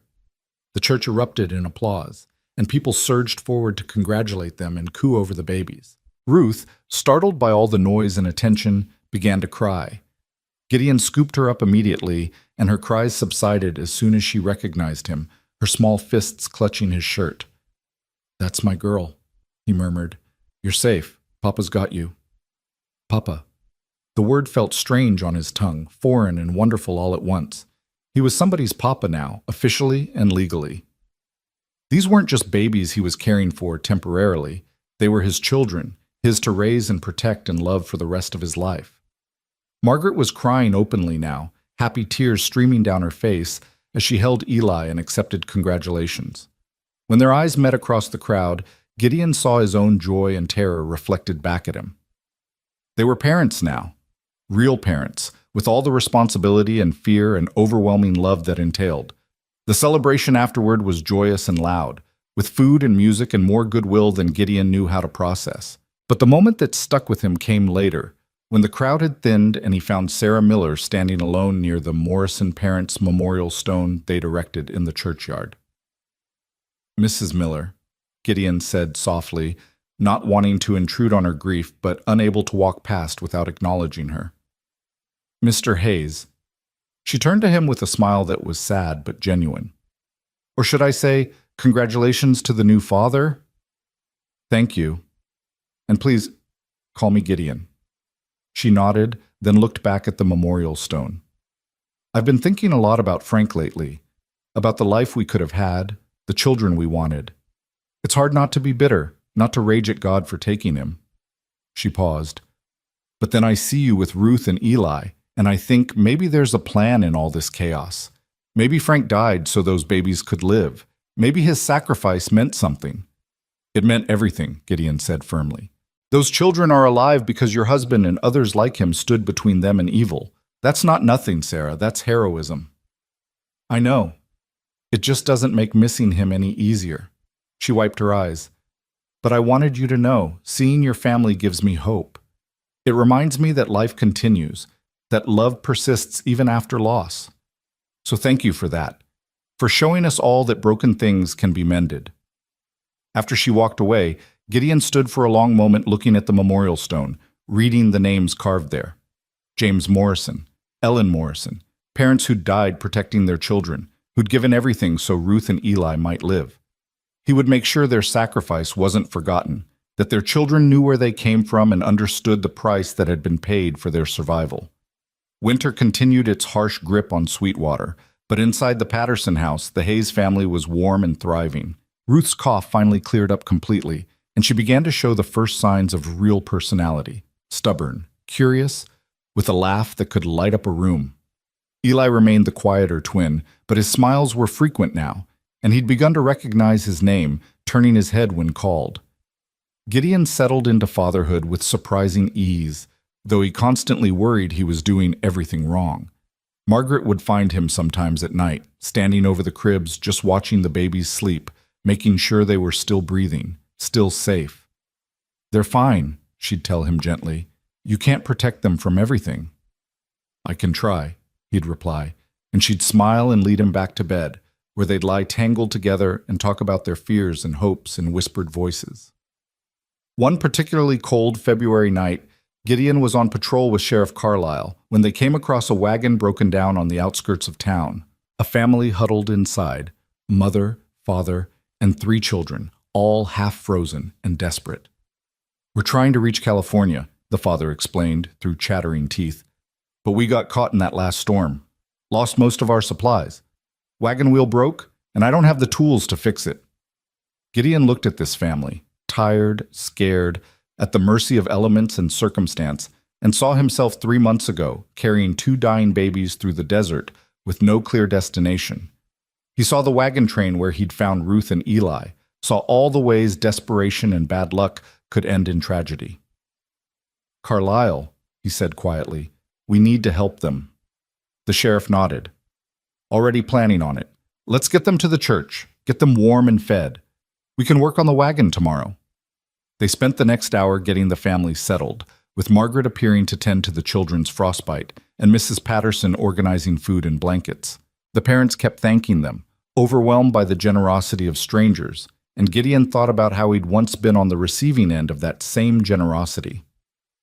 This is what community means, Margaret told him later as they walked home through the snow. Taking care of each other, seeing someone in need and helping, no questions asked. That's what Sweetwater gave us. And now we pass it forward. Spring came late that year, but when it finally arrived, it brought with it a sense of renewal and possibility. The snow melted, revealing muddy streets and the first green shoots of new growth. Birds returned to the cottonwoods. The whole town seemed to emerge from its winter hibernation with renewed energy. Ruth and Eli were growing fast, both approaching their first birthday. Ruth had started pulling herself up on furniture, determined to walk even though her legs weren't quite ready. Eli was content to sit and observe, his dark eyes tracking everything with that same intense awareness he'd had since infancy. He's going to be the thinker, Margaret predicted, watching Eli study a wooden block like it held the secrets of the universe. And she's going to be the doer. They'll balance each other out. Gideon was carving a rocking horse for their birthday when Sheriff Carlisle appeared at his workshop behind the house, his face grave. "We got word from the territorial marshal," Carlisle said without preamble. "They caught the rest of the Red Canyon boys, tracked them all the way to Arizona territory. They're being brought back to face trial for the wagon train massacre." Gideon's hands stilled on the wood. "When?" "Trial's set for next month. They'll need you to testify about finding the babies, about the condition of the massacre site, about the men you saw return to it." Carlisle paused. "It'll mean traveling to Santa Fe, probably being gone for a week or more."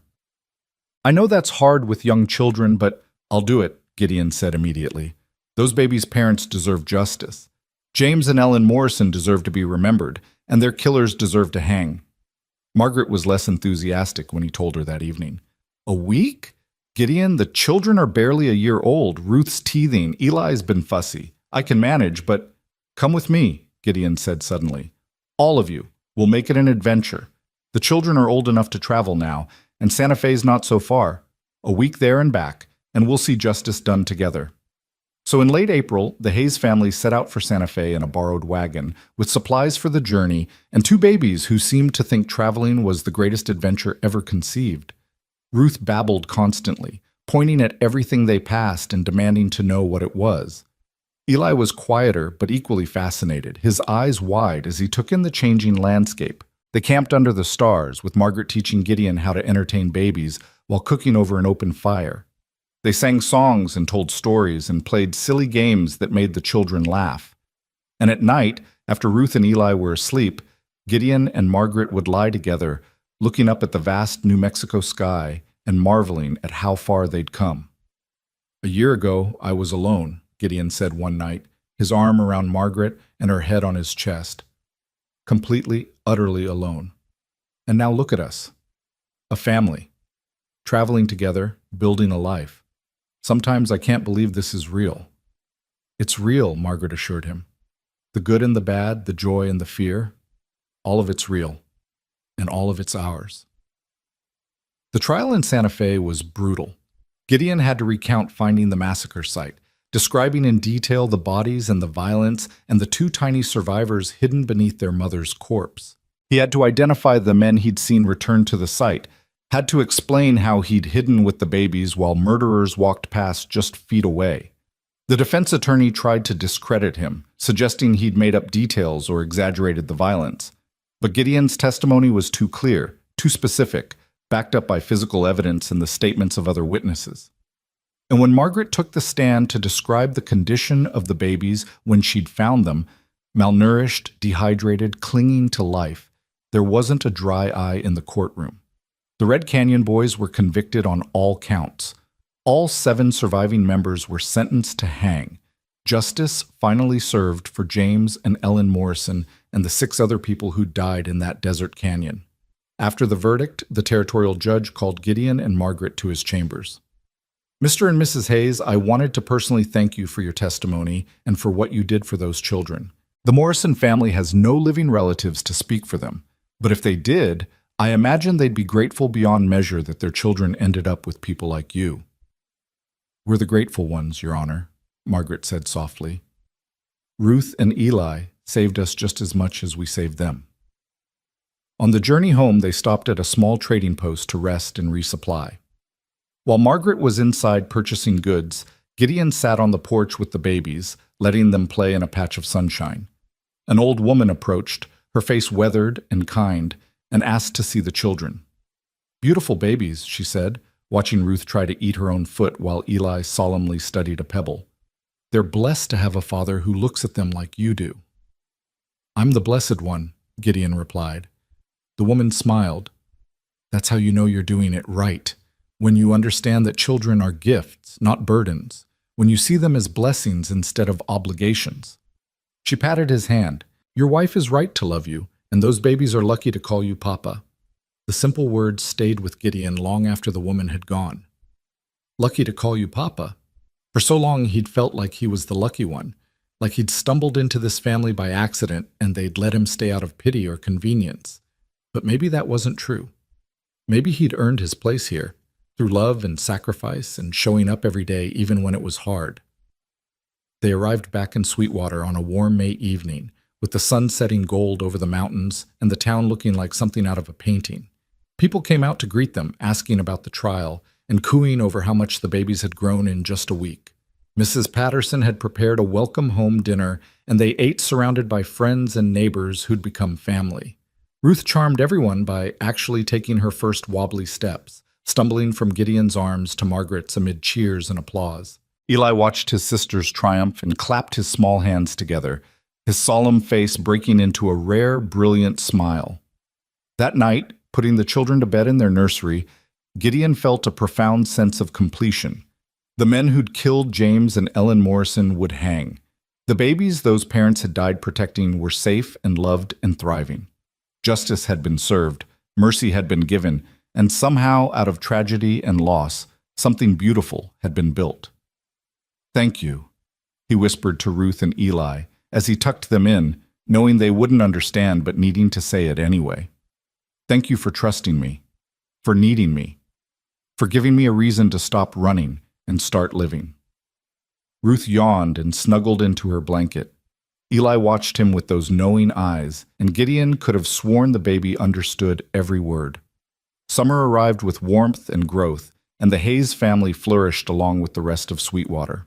Gideon took on more responsibilities with the sheriff's department, becoming Carlisle's right-hand man and eventually his designated successor when the old sheriff announced his retirement. Margaret's midwifery practice expanded, and she began training a young apprentice who'd come to town looking for purpose. Ruth and Eli celebrated their first birthday with a party that seemed to involve half of Sweetwater. They smashed cake into their faces and laughed at everything and looked so happy that Gideon had to step away for a moment to compose himself. Margaret found him behind the house, wiping his eyes. "Hey," she said softly, taking his hand. "You okay?" "Yeah, just a year ago I was carrying 2 dying babies through a storm, not knowing if we'd survive the night. And now look at them. Look at us. It's overwhelming sometimes. How much can change in such a short time?" "Good change, though," Margaret said, smiling. "The best kind of change." "The best kind," Gideon agreed. As summer faded into autumn and then winter again, the Hayes family continued to grow and evolve. Ruth became more fearless and adventurous, constantly getting into things she shouldn't and keeping her parents on their toes. Eli remained quieter but developed a mischievous streak, often setting up his sister for trouble and watching with innocent eyes as she got caught.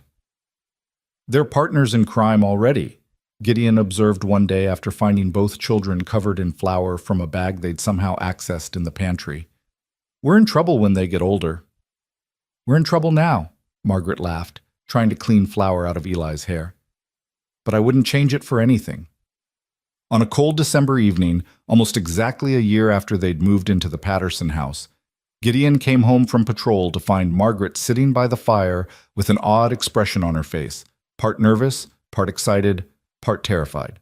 "What's wrong?" he asked immediately, scanning for signs of trouble. "Nothing's wrong. I have news." She took a breath.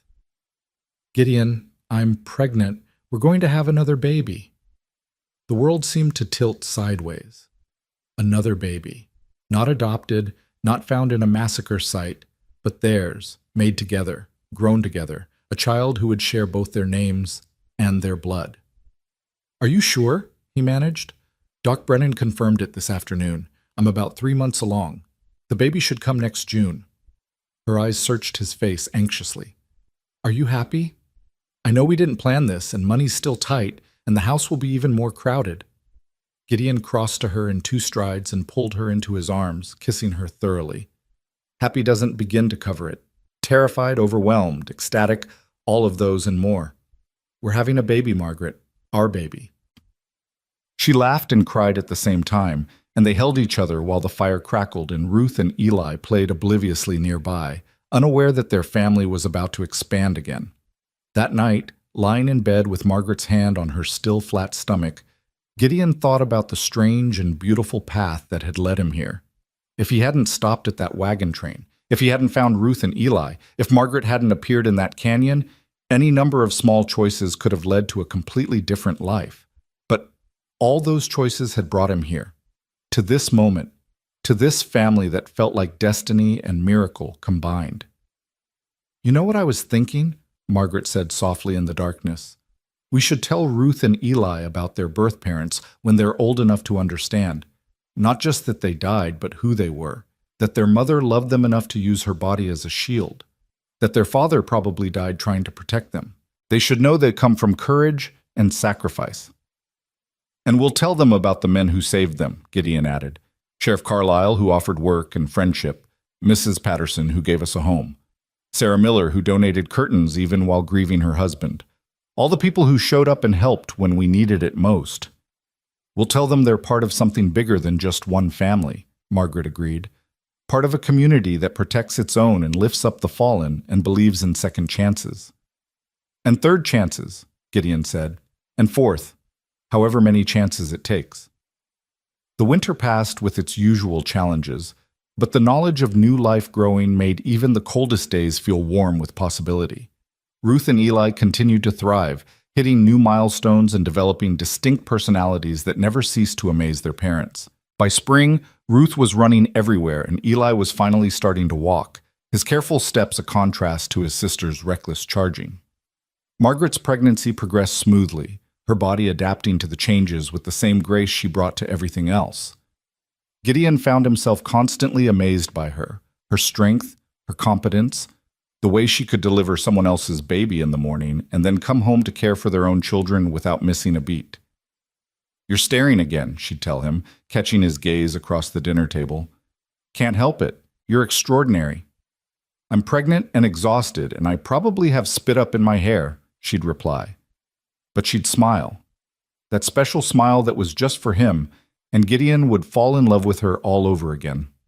The baby, a daughter they named Emma after Gideon's sister, arrived on a warm June evening, delivered by Doc Brennan while Mrs. Patterson watched Ruth and Eli and Gideon pace the floor downstairs like every nervous father since the beginning of time. When Brennan finally called him up to meet his daughter, Gideon took the stairs 3 at a time. Margaret looked exhausted but radiant, cradling a tiny bundle wrapped in white. "Come meet your daughter," she said, and Gideon approached with shaking legs. Emma Hayes was perfect, tiny and pink and perfect, with a tuft of dark hair and Margaret's nose, and a cry that was surprisingly loud for something so small. When Gideon took her in his arms for the first time, he felt the same overwhelming surge of love and terror he'd felt with Ruth and Eli, but different too. This was his daughter, his and Margaret's, proof that broken people could create beautiful things, that lives built on second chances could flourish and grow. "Hello, Emma," he whispered. "I'm your papa, and I promise you I'm going to spend every day of my life making sure you know you're loved." Ruth and Eli met their baby sister the next morning, with Ruth immediately trying to climb into Margaret's lap to get a better look, and Eli hanging back shyly until Gideon lifted him up to see. Both toddlers seemed fascinated by the tiny newcomer, Ruth patting Emma's head gently, while Eli just stared with his usual intense concentration. "Baby," Ruth announced proudly, testing out the new word. "That's right, sweet girl. This is your baby sister, Emma. We're going to help take care of her, okay?" Over the next few weeks, the Hayes household adjusted to life with 3 children under the age of 2. It was chaos and exhaustion and more work than Gideon had imagined possible. But it was also joy and laughter and moments of pure magic, like when Ruth brought Emma her favorite blanket unprompted, or when Eli sang one of his wordless songs to soothe the baby's crying, or when Gideon woke at 3 in the morning to find Margaret nursing Emma while humming a lullaby, her face soft with love in the lamplight. One evening in late summer, with Emma sleeping in her cradle and Ruth and Eli playing on the floor, Gideon stood at the window of their home watching the sun set over Sweetwater.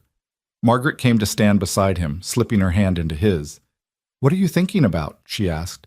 "About how a year and a half ago I was nobody, a drifter with a gun and a horse and nothing else. And now I'm somebody's husband, somebody's father, a deputy in a town that feels like home. I have a family, a purpose, a reason to wake up in the morning." He turned to look at her. "You did that.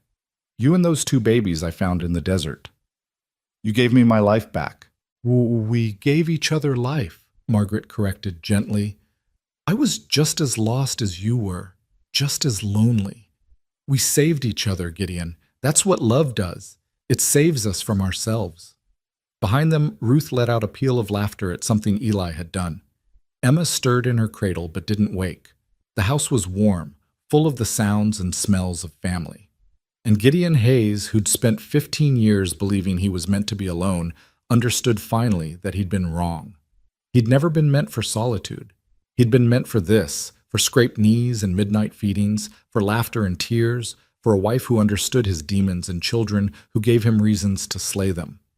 For a community that had taken a broken man and helped him become whole. For second chances and third chances and as many chances as it took to get life right.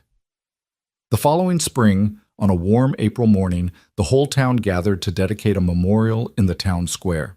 A simple stone marker with names carved deep: James Morrison, Ellen Morrison, Frank Miller, Tom Jacobson, Billy Watts, and 7 others who died in the raid.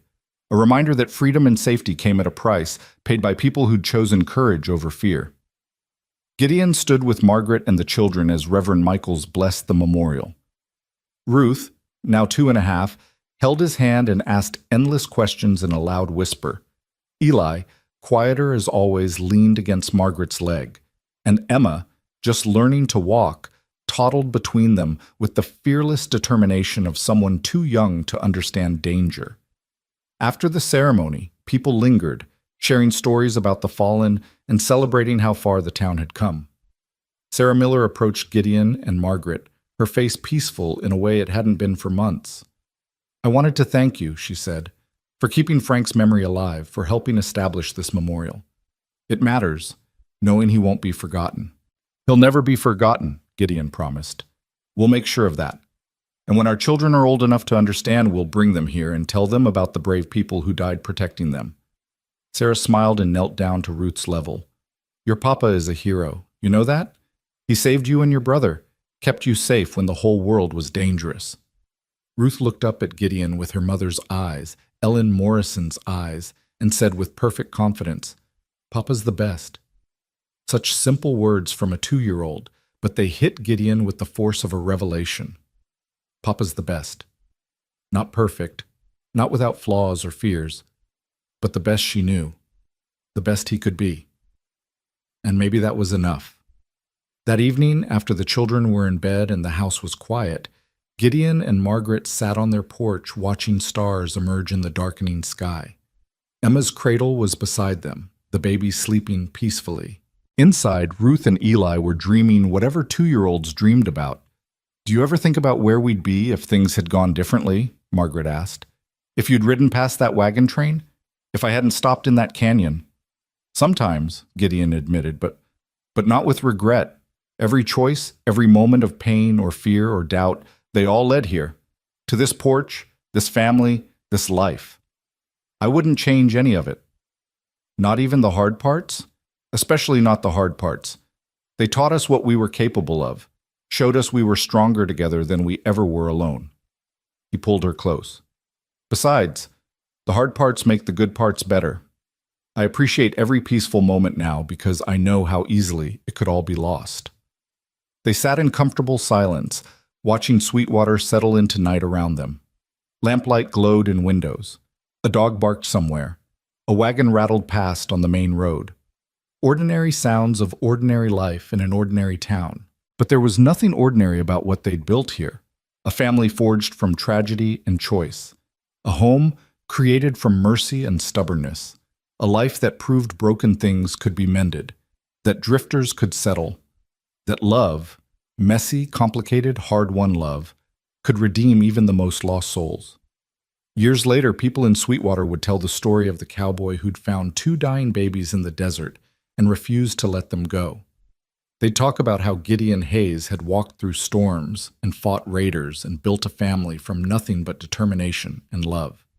They'd point out Ruth and Eli Hayes to newcomers, saying, "Those two? Their papa saved them when they were tiny babies, carried them across half the territory to keep them safe." That's the kind of man Deputy Hayes is. But the story they didn't tell, couldn't tell, because they didn't know it, was the one Gideon carried in his heart. The story of a man so broken by loss, he'd convinced himself he was better off alone. The story of a woman whose grief had driven her to constant motion, always helping others while neglecting her own need for home. The story of how two strangers met in a canyon and chose each other, chose family, chose hope over fear. That was the story Gideon would tell his children someday, when they were old enough to understand. He'd tell them about their birth parents' sacrifice, yes, but he'd also tell them about the choice he and Margaret had made, to love even when it was terrifying, to commit even when it was inconvenient, to show up every day and do the hard work of building something real and lasting.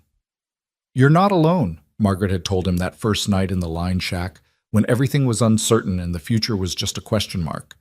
She'd been right, though neither of them had fully understood it at the time. He wasn't alone. None of them were. They had each other, and they had Sweetwater. And they had a love that had been tested by fire and proven strong enough to survive anything. As the stars wheeled overhead and Emma stirred in her cradle, making soft baby sounds in her sleep, Gideon felt a peace he'd never expected to feel again. This was his life now. Not the life he'd planned, not the life he'd thought he wanted, but the life he'd been given through grace and circumstance and the stubborn refusal to give up on two tiny strangers who needed him. He was Papa now. Husband, deputy, friend, community member. All the roles he'd spent 15 years avoiding had become his identity, his purpose, his joy. And every morning when he woke to crying babies or toddlers jumping on the bed or his wife's smile in the early light, he gave thanks for the day in the desert when he'd made the choice to stop running and start living. The road ahead would have its challenges. Children grew up, needs changed, new crises would come. But Gideon Hayes had learned something in his journey from drifter to father. You didn't need to face the future alone. You just needed people worth facing it with and the courage to let them in. He had both now, and that made all the difference. The end.